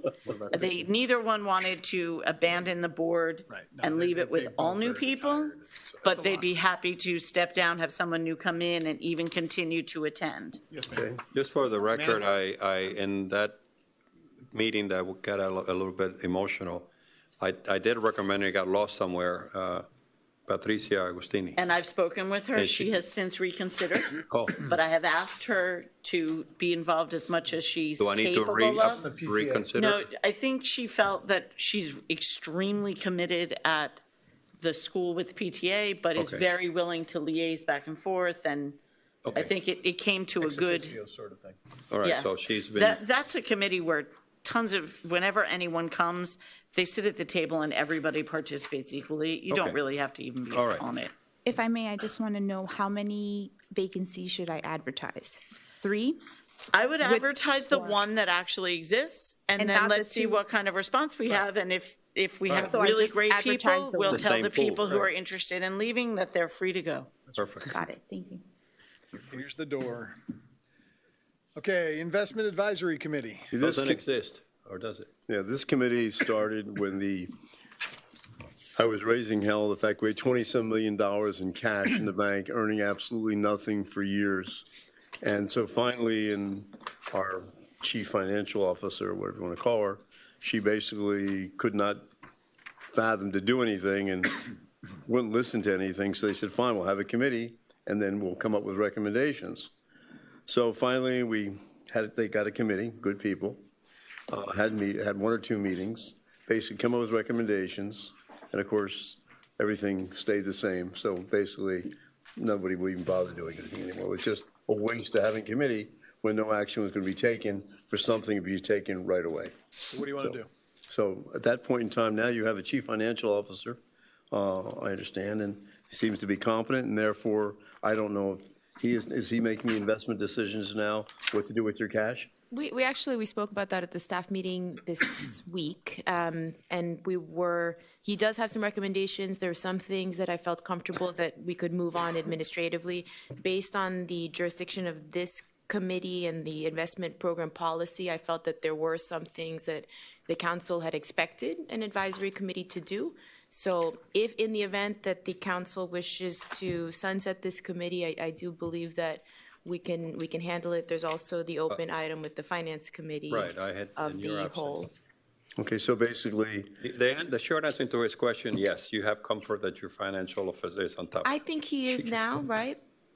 And so whatever you wish to do. Okay, I think I would Sunset? support him to sunset it. I yes. mean, basically, it was started because the employee we had was totally incompetent. Okay. No, I remember. Okay, all right, so let's abolish it, I mean, So let's sunset let it. Do you think there's a The role good thing for I it like, now? Joseph, I'll really tell you what I think. Let's get rid of him, man. Clean No, I up. think, because Councilmember Laredo has an item for March 19th about a finance committee Of us. of us, right, that could probably take on that role. I'm putting words in your mouth, Yeah. but let's talk about that So we'll later. sunset this I think then? that's actually Sunset better, this. frankly, Yes. in that Yeah. terms. All right, so we're I'll bring sunsetting forth that. the item on April 9th to formalize Perfect. sunsetting the committee. Fine. Could we have somebody reach out to these people, though, that are still listed so that they're aware that we're taking this action They're all before good we people. take it? They're But loud- they should, loud they no. deserve to at least be Ed will talk to him. informed. And you talk to them, you know them, I know some of them, they're great people. Which page So we have Okay. we have some very good talent there. are these people? We may use them another. All right, All right, so so let's go Land Acquisition Excuse Committee. me, Can you tell them? All their terms He wanted to expired change anyway. I know, Yeah, a they're all long done. time ago, but somebody Built should about still 30 say. Man, that was the easiest board ever. Their terms out. All right, Sorry, so Land will you acquisition. guys tell them? What's we, I think she wanted, or they wanted to change the name of Getting Parks rid and of the Open committee. Spaces Board, right? Right, Todd? That's Hold what on. Parks and Open Spaces Board? next. That's what she said. Yeah, Parks and I've got Open- I've got that name down. Pat put that in as Land Acquisition, she'd like Parks and Open Spaces Board. So I think we should That could be follow. a part of the change when we change the ordinance. If we could change the name as well, that would be lovely. And then you change it to 7. And then, well, it's going to 7. That was the other thing I think we talked about. Yeah. Yeah, That's, and It's 2-year it's terms. 7 in here, right? It's 7 right now. We're- Yeah, but it's 9, No, actually. but There's the- only the 7 ordinance- members, the but the ordinance ordinance is is wrong. 9. I mean, this is wrong, the So- ordinance is 9. Okay. Okay. Anything else on the land acquisition that we need to talk about right now? Okay. I think Special- that she was gonna come back and see who is active. Yeah, Yeah, but well, that's an but appointment. that's an Okay. issue of the That's for board, April and or- if they decide they have vacancies, they can say, we'd like Eileen to take one, or whatever they want to do. So special magistrates, we have 5 with 2 alternatives. Why don't you be the Alternates, liaison? yeah, I was a special magistrate. we've actually had a large reduction over the past few years in the number of matters coming before the special magistrates. I don't know how often, I don't even know when the last time they met was. No, really. Well, the Oasis issue was one, that's right. But do we need a council liaison for that or no? I don't, yeah, okay, I'm happy to be the council liaison for that But what does the council liaison do with the special magistrate? Go there and Yeah, I talk mean, if about we- what the council I would wants? suggest that we really do it separate. I think Okay, it's I was just better about to say, because, you know, it's a quasi-judicial. and then after that decision, they can Yeah. appeal that to court. I think That's it's right, if better I'm here, then, because if we have the LPA, that then go, yeah, okay. Yeah, it's a Chinese wall. All right. Does the, Does it the require ordinance staff call liaison? for? No, a Okay, liaison, no. So we don't need to get rid of that. And it doesn't require staff liaison either, No, so I can no. just remove I mean, that as well. technically, it's really just. It does have staff that has, because the staff prosecutes these cases, they bring it before the board. Right. I mean, there's not a liaison per se, Generally, because it's been the chief it's a inspector. it's a quasi-judicial proceeding, so it's a little bit different. Okay, we got it. All right, so Underground Utility Task Force. Basically, at the, whatever meeting the task force presents the master plan at, according to the original ordinance, that's when the task force sunsets. The master plan, I believe, is ready. The question is, when will it be presented to March council? 19th. Now, something that was suggested by somebody else that I agree with. The master plan is 138 plus pages. Right. I think I would suggest that we have a special meeting for that alone, because adding that to any regular meeting, number one, we're going to bog down the entire meeting. Number two, nobody's going to absorb what's in there if you're dealing with other things. And number three, at the end of the night, when we're done at We're not doing it at the end of the night. It comes up first. No, I'm saying at the end of whatever meeting, at 3 a.m., I don't think we're going to have accomplished a whole lot of stuff. So my suggestion would be to have a specific meeting for the presentation of the master plan alone, because it is a lot of information. To the council. To the council. And at the end of that meeting, they sunset. If that's. Okay. Special meeting, First of but all, not a it's Kinley workshop. Horn that's Not a making the workshop, please. presentation. Presenting. Kinley Horn is presenting the master plan. I mean, technically, the Underground Utilities Task Force has also already come. They submitted Correct. their memorandum. Well, they're submitting their recommendation, and Kimley Horn's presenting the master plan. Right. And are we going to have, I don't know if we're going to have the Habib, the No, consultant we're there or not. We're just, this is just the Just master the plan. master Look, plan? we're taking this in stages. This is that's what we fine. talked about. That's why, and this, I think the March 19th meeting is a good one because it's a light agenda, right? We've got some consent items. We've got a couple of things. I think we have your resolution and one or two other items. It's a good time. It's now. Otherwise, we're waiting until late right. into April. Now is the time. Kinley Horn is ready to go. That's the focus of our meeting, to my And I'd mind. rather have a special workshop on the big question. Correct. Later on, we're going to have those Finance. special workshops on funding and So things this like that. master plan is not that contentious. It's, Well, okay. the master plan includes the financing options. No, it won't. Yeah, it does. It's got the formula in there. It's part of the 138 pages. But one of the reasons I want to make sure, we need to, and it goes back to a lot of the input today, we now have to own it. We are elected to make a decision. They have done an extraordinary job. That's right. They will present it hopefully in a abbreviated way, because I have read the 130-some pages, and I've been to a lot of it. And we can then move forward. They sunset, and then we have to decide after next week if we need another special meeting and all of that. But I think the bottom line on this agenda today is that it sunsets at the next meeting. And really, I think all of you, in a lot of a way, I'm amazed at the work they've done. I mean, so, but now as the buck stops here. And I was going to follow up on council member's point. If we have a lot of questions, I mean, if we just, at the end of that meeting, we sit there and we say, whoa, we have so many more questions that have been answered tonight, then we can say, okay, let's have another meeting. Let's go through all our questions. But I think we need to get this going. And the next meeting is a great time because it's open and it's a light agenda other than the master plan. I don't have a problem with that as long as. We're going to do the focus. it's number one. I don't, because the chamber was supposed to present, but they've been pushed off till April. There was, I think, a death. Yeah, Tatiana had a death in her family, and so that's going to be the focus. And my goal is for us to get through that, ask questions, get informed, so we can start moving this process That's fine, forward. but my only suggestion is the only way to get through that master plan at that meeting is if everyone on this council has read all 138 pages before the meeting and Yes, sir. doesn't hear the information No for the question. first time. No, we No, and I cannot. think Well, even we have beyond not. that, takes their questions and concerns, like if we read it soon enough. Right. Or finish reading it soon enough, that we can discuss with the consultant questions that we have.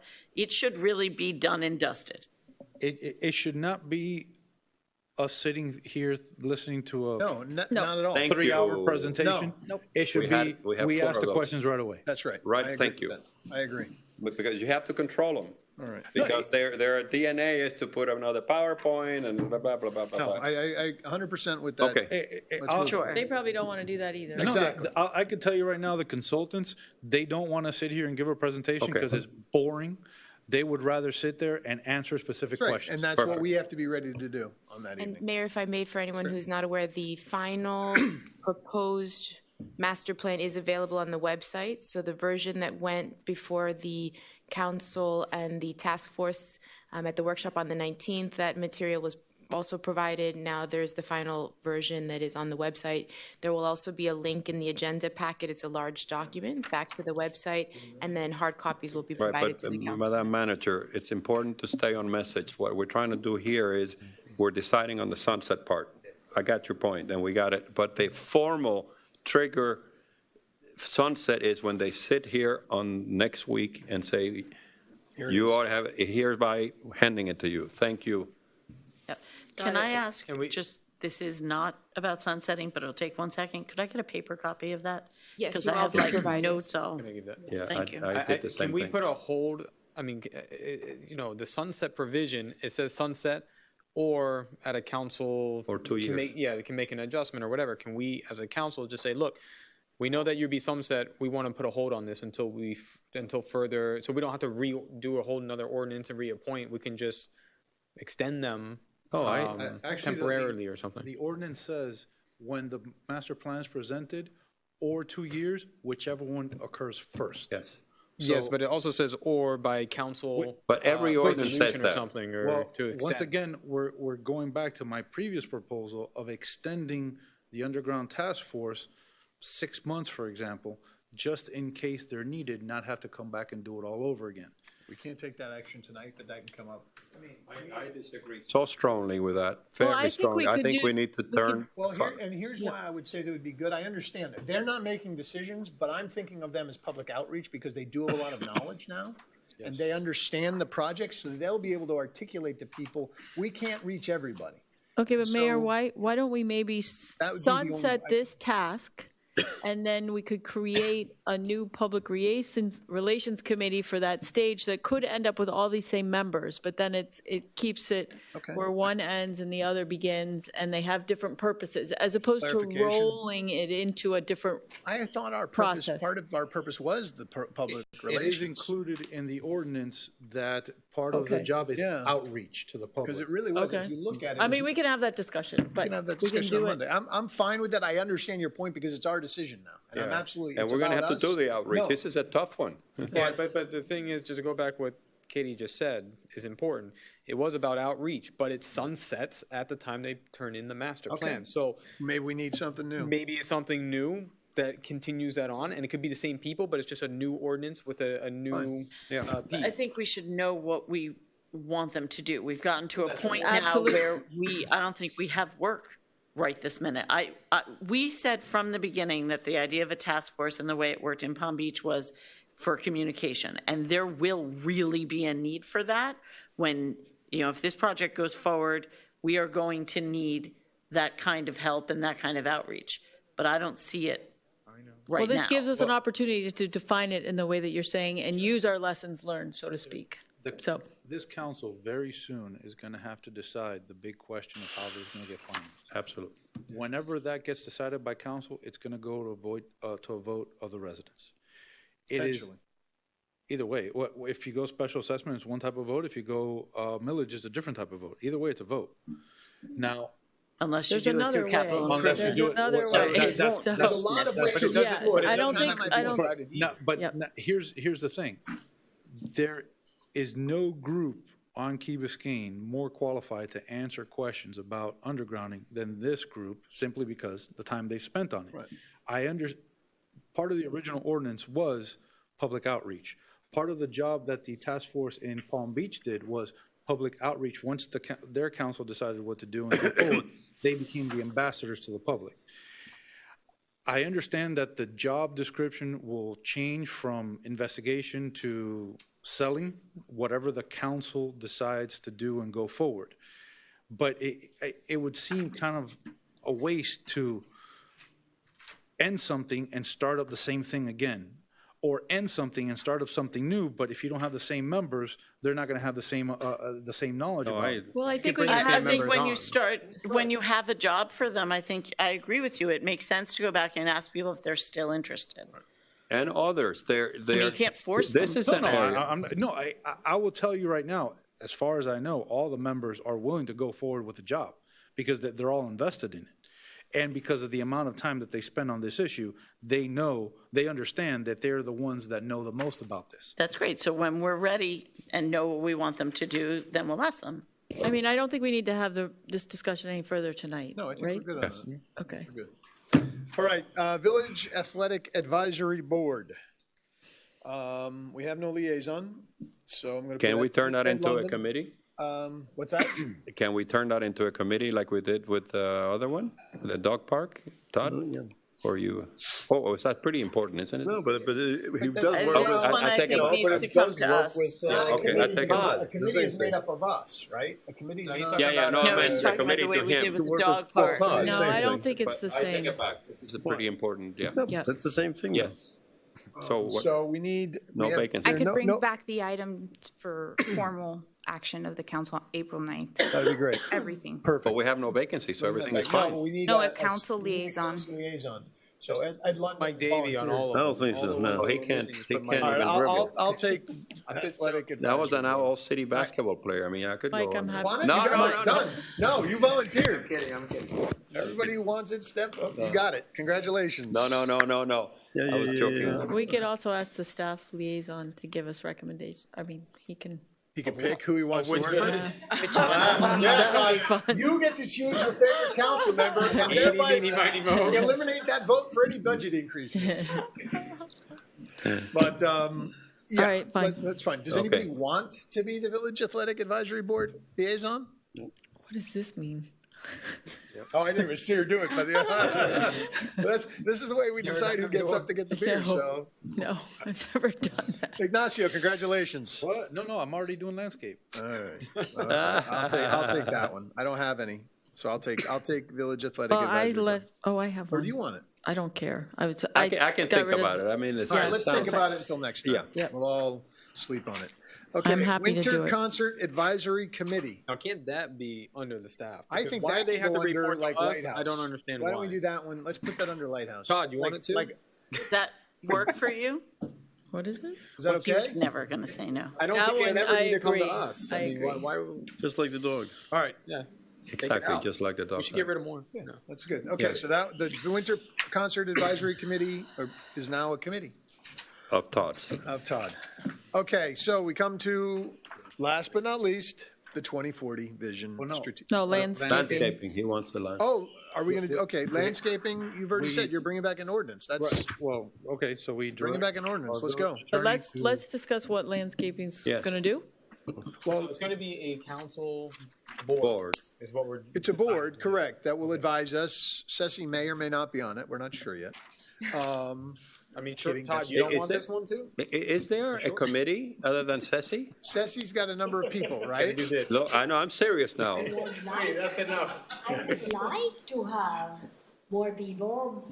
We'll get, no, that's, I thought there were, you're right, that's a great question. Yeah, I don't think there's a Seven people, right?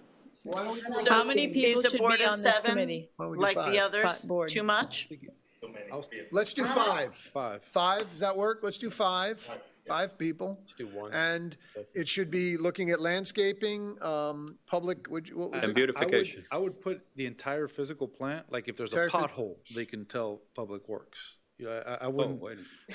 okay, Jake hates me. Geez, you're from That's a landscaping to lot. potholes. But I mean, I guess that works because that On pulls you. in gazebos, that pulls in Yeah. things at the Public parks, structures. manholes, the Monaco fountain, the dog pool.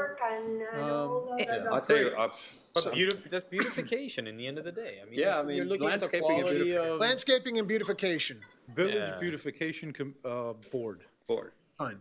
And they could have someone devoted just to the signs where the people peel the letters off in front of the I school. will be bringing forth a board, either for April 9th, I'll be bringing up as a discussion item, we can talk about because it's a workshop, with regard to mindfulness with our kids. Mindfulness, bullying, what's going on. You know, we apparently, there's a rumor going around, we had another child commit suicide recently.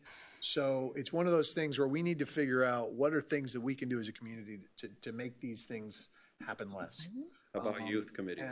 And not a youth committee because Rabbi Caroline and I had some conversations about mindfulness, which I thought were really nice.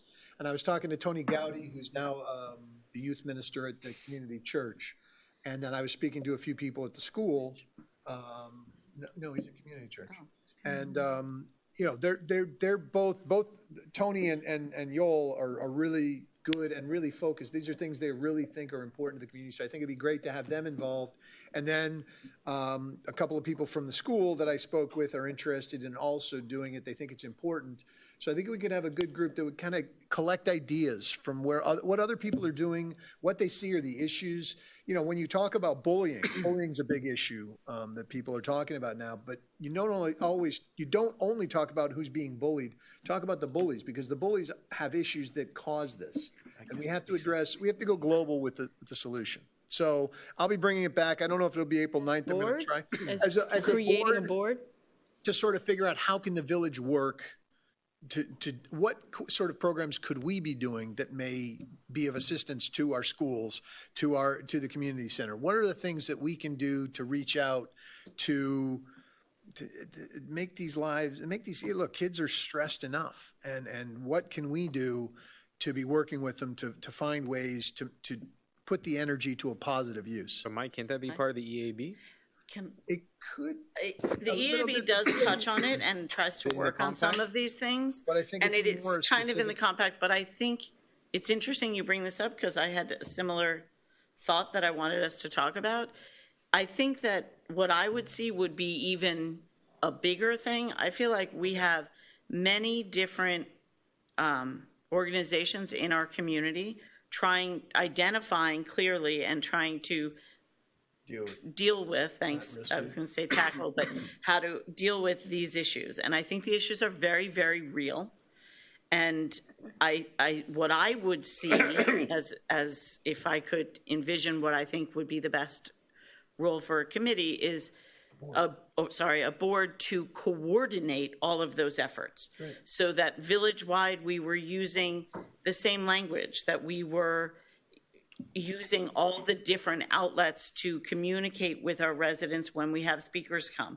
Chief Press is doing amazing stuff through DARE. He brought in that bullying speaker who looked super fun, and I can't remember his name right now, but Eric Lang is doing amazing things, trying to talk about vaping and opioids and suicide prevention, and all of these things are happening. But it would be great if we had invested members of our community serving as liaisons to coordinate these efforts and to really, you know, I've been personally to the Principals Coalition to talk to them about this issue, and everyone that has contact with the kids in our community have these same concerns and the same desire to try to address these problems. But I feel like we're sort of spinning separately, and if we could get together and all speak with similar voice, similar vocabulary, and a coordinated effort, not just dealing with kids, but dealing with their parents too, and helping to reach out into the community to identify, address, and try to fix some of these. If we Mike, instead of having a new committee, why can't we just have the subcommittee of the Education Committee? I don't think it works that way. I think because I think it makes the EAB too cumbersome, and I think it's something. Well, these are other people on, like you're talking about, the people you mentioned, who would be the subcommittee of this specific thing. I think No? I think it's a really and I think I want big enough issue to warrant its own committee, and I also and I think that you're talking about more. The EAB really focuses on the compact. Is this a committee that we would have a board that would have a finite goal and time, or is it something that's we're looking? Well, let's talk about that. I mean, that's something to bring up when I haven't really. I mean, scoped think it about out. these Yeah, issues. That's what I'm trying to think about is what do we want to scope? And I've been trying to sit down with Yoel and kind of get his thoughts so that we can. But we need to define the goal, right? We need something, and we need maybe it's a plan of action, maybe it is the coordination efforts, and maybe that makes it sort of an evergreen. But this board. could be discussed.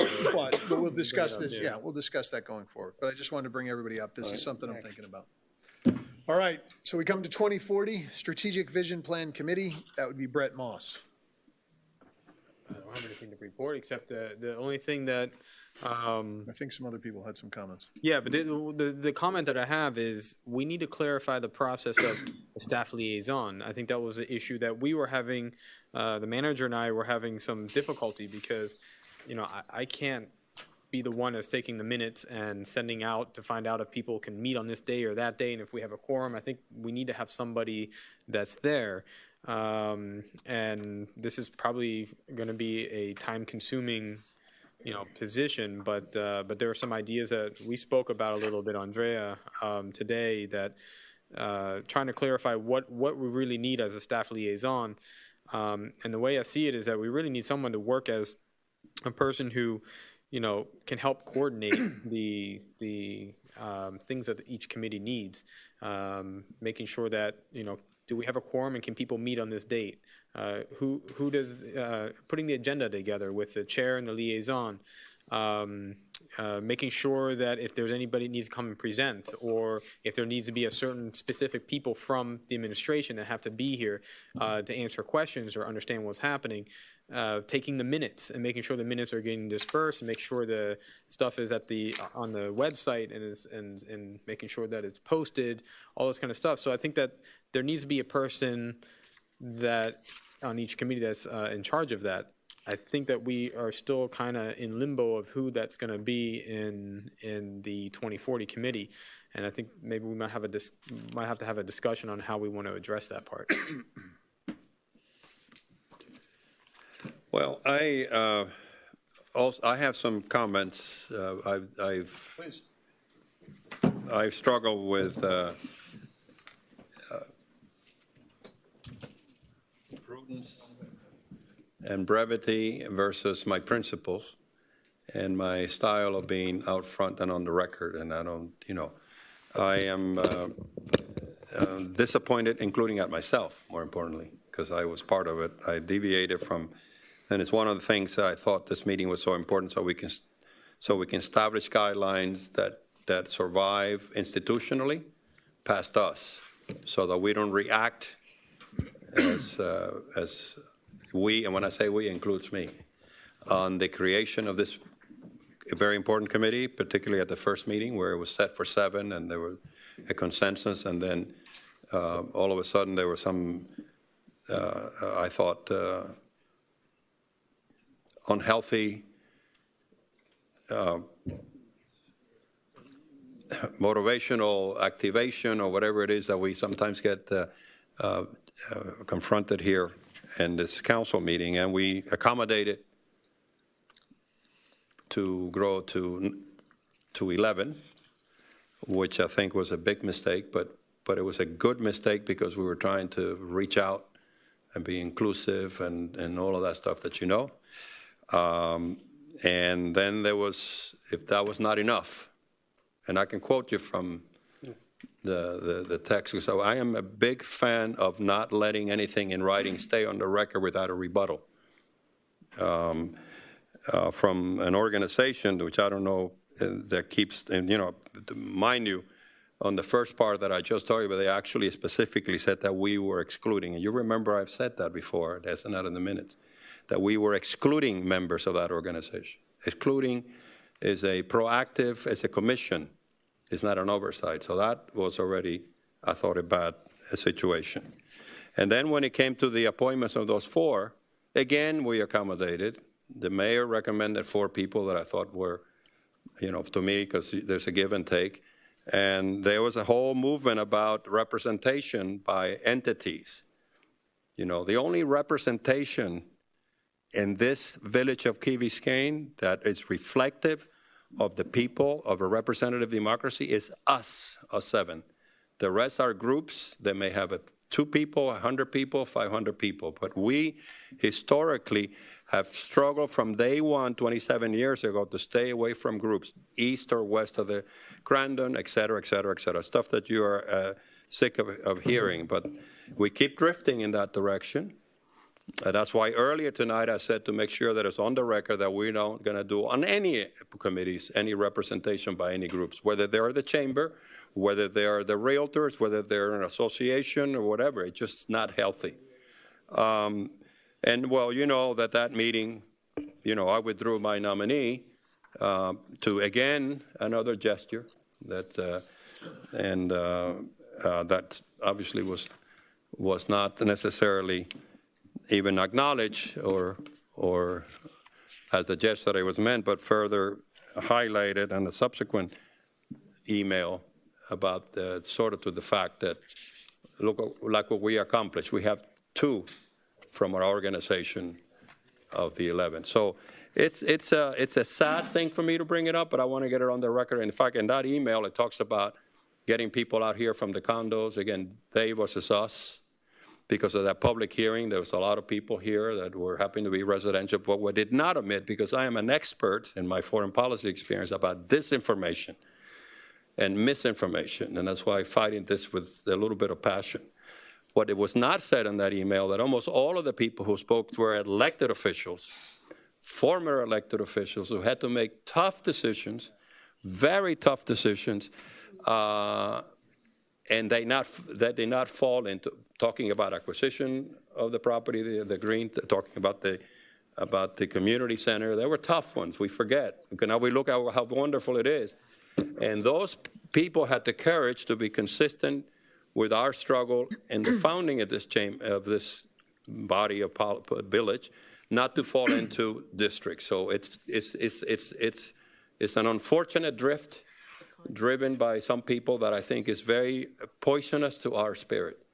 And so I want to make sure, because it's not just my opinion, every time I read something, it continues to aggravate, not one word of gratitude, by the way, I certainly haven't heard it, either about the expansion or the appointment, but everything is, more and more. And so, I have the highest respect for my colleague, Moss, who I've recently met here. And so instead of going in a negative thing, I trust you with your handling of this board, but I didn't want a day to go forward without me saying that. That is not the kind of behavior and involvement that is what we wanted in this stream, and so it's not even the issue, it's the modality. And so I felt, and probably did not follow the advice of people who love me to tell me to be more prudent, but I just wanted to get it out in a constructive sense. I think, as I highlighted, me and all of us had, as I highlighted, did 2 accommodations, significant accommodations. And I just hope that it turns out for the better. I'll do all I can to make toys for it, but I'm sorry it happened. That's all I have to say about that. Sorry. Anybody else? Councilmember Laredo, I guess I have the need to respond because you're talking about me and... No, not you. And Tony Camejo, who's here present. Well, I'd be happy to talk to Tony Camejo. I just want to, since we're putting everything on the record, I want to clarify things. This all started because of an email that Tony Camejo sent to the members of the Key Biscayne Condominium Presidents Council. And we all got a copy of that email.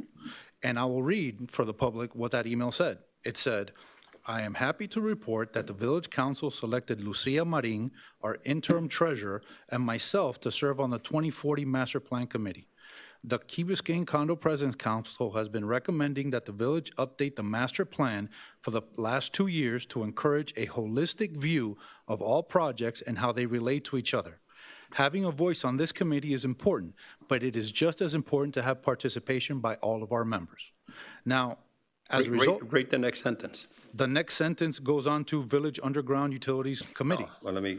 I just read straight from the email. Yeah, I have it here.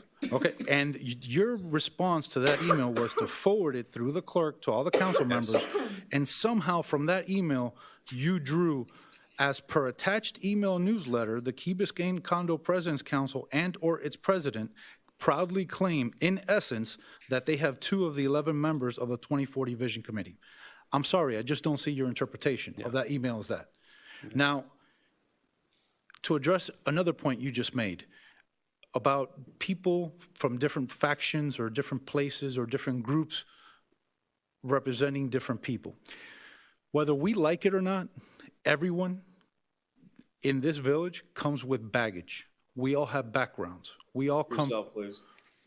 We all come from somewhere, and we all have previous involvement in other things. Whether we like it or not, when this council or any council selects members of any committee or a board, you're bringing along their experiences, their opinions, and their history. And as was done with the Underground Utility Task Force 2 years ago, the council back then specifically decided that they wanted an involvement from all aspects of the village. People were chosen that lived in condos, that lived in homes, people that were retired, people that were working, people that were part of the business community. And I will tell you, and I believe the mayor and Councilmember Moss will tell you, on the Underground Utility Task Force, all those different groups and walks of life have worked together for the betterment of this village without conflict of who comes from where. That's my point. That's my point. That is exactly my point. And the creation of this village. Excuse me, you spoke, now it's my turn. You're right, I won't even answer. Different backgrounds does not automatically bring chaos and differences. But apparently there are people in this village that believe a disagreement of opinion is divisive. I'm sorry, it is not divisive to debate and discuss different solutions to problems. It is healthy, and it is everyone working to come to the best solution for the village as a whole. Now, as you did not point out, Tony Camejo was not my nomination for the 2040. It was actually Councilmember Moss's nomination. I nominated someone else. However, when he brought it up, I supported his nomination. I did not have the resume because I'm not the one that brought him forward. But if anybody would actually take the opportunity to speak to Tony Camejo and find out what his background is, they will see that he might be actually the most qualified person to be on that committee. Why? Because for the past 40 years, Tony Camejo has been involved in different financial advisory roles into specifically investing into green initiatives. Things that have to do with solar power, with undergrounding, with sewer and sewage treatment, all those things, including a project that was basically the size of a city in Venezuela. Given his past experience, I did not support the nomination simply because he was involved with the condos. I supported him because of his background and his knowledge on the topic. So since we're being open and we're putting everything on the record, I feel the need to give that explanation also. Let's continue. Brett, you want to say something? I just want to make it clear that, from my standpoint on committees, since we're talking about committees, I think we need to be very clear about this. I don't think we're nominating anybody. I think you are the person that will appoint, and you asked us for any recommendations. What I did with the 2040 was I was trying to look for a wide, I thought it was a good way for us to kick off because this is going to be our first big project. So I wanted everybody to have somebody they felt represented, whatever they felt should be on the 2040, and somebody who would take the message out, because the 2040 Vision Committee is about that. Tony, Mr. Camejo and I have spoken about the issues that I had with the Key Biscayne Condo Presidents Council, and I think I really like what they do when it comes to the organization of the condos, because I think there's a lot of value there. My concern is when people who are members of that group start taking it to another level and start making it about divisiveness. And we've talked about this. You and I have spoken about this, and it's certainly a concern. We've spoken. I feel very comfortable now that the divisiveness that was either perceived or whatever it was, I think we can all work together and we can move forward as a village. That's the goal we have. That's what we want to do. And I don't think, look, up here, we're going to go at it every once in a while, and that's a good thing. We need to do that. That's a positive. It's healthy. So, but we're one council. We're one village. We're one council. We work together. We're all in this. So let's just keep going forward. I'm glad you've got it. I don't know who the staff liaison is going to be, but let's get it moving. But I just wanted to make clear, I think the nomenclature it doesn't matter. nomination, If I had nominated recommendation. him, it's not relevant. We all, look, at the end of the day, I'll say, I put them on. I put all 11. It was, you all gave them to me and I put them on. That's fine. It's not about that specific. I'm just saying, as a general, Yes, when we're generally, doing committees, you bring them to me. we don't even need to bring them to you. You asked us to recommend to you. We recommend to you. Continue to do that. Appoint, That's and right. we confirm. And you ratify. I want to make sure that's clear. When we're doing pension board, that's different. We're nominating people. My to fault. vote I on. get it. No, I'm not blaming you. I'm just kidding. But I just want to make sure that's clear. But I still think we need to come back to who's gonna be the liaison from the administration side, and how are we going to deal with that? Well, that's got to be appointed at April 9th. That can't be done tonight. We can't take any action or anything, right? Or is it just your? No. My understanding, I have to staff the committee. I don't think it's an appointment. Okay. I think where Brett and I Brett and I worked out some dates, and so then we leave the office and we're talking about tasks and goals and objectives, and then I have a list of dates, and I'm like, so what am I supposed to do? Do I start calling the 11 people? Like, whose role is this? So then the clerk and I started talking about the responsibilities of the staff liaison, and then I started asking staff, what kind of time commitment, what kind of resources, how burdensome is this? Because I just want to make sure that if we're going to serve, when we staff the committees, I want to make sure that we can meet the expectations of the committee and of the council.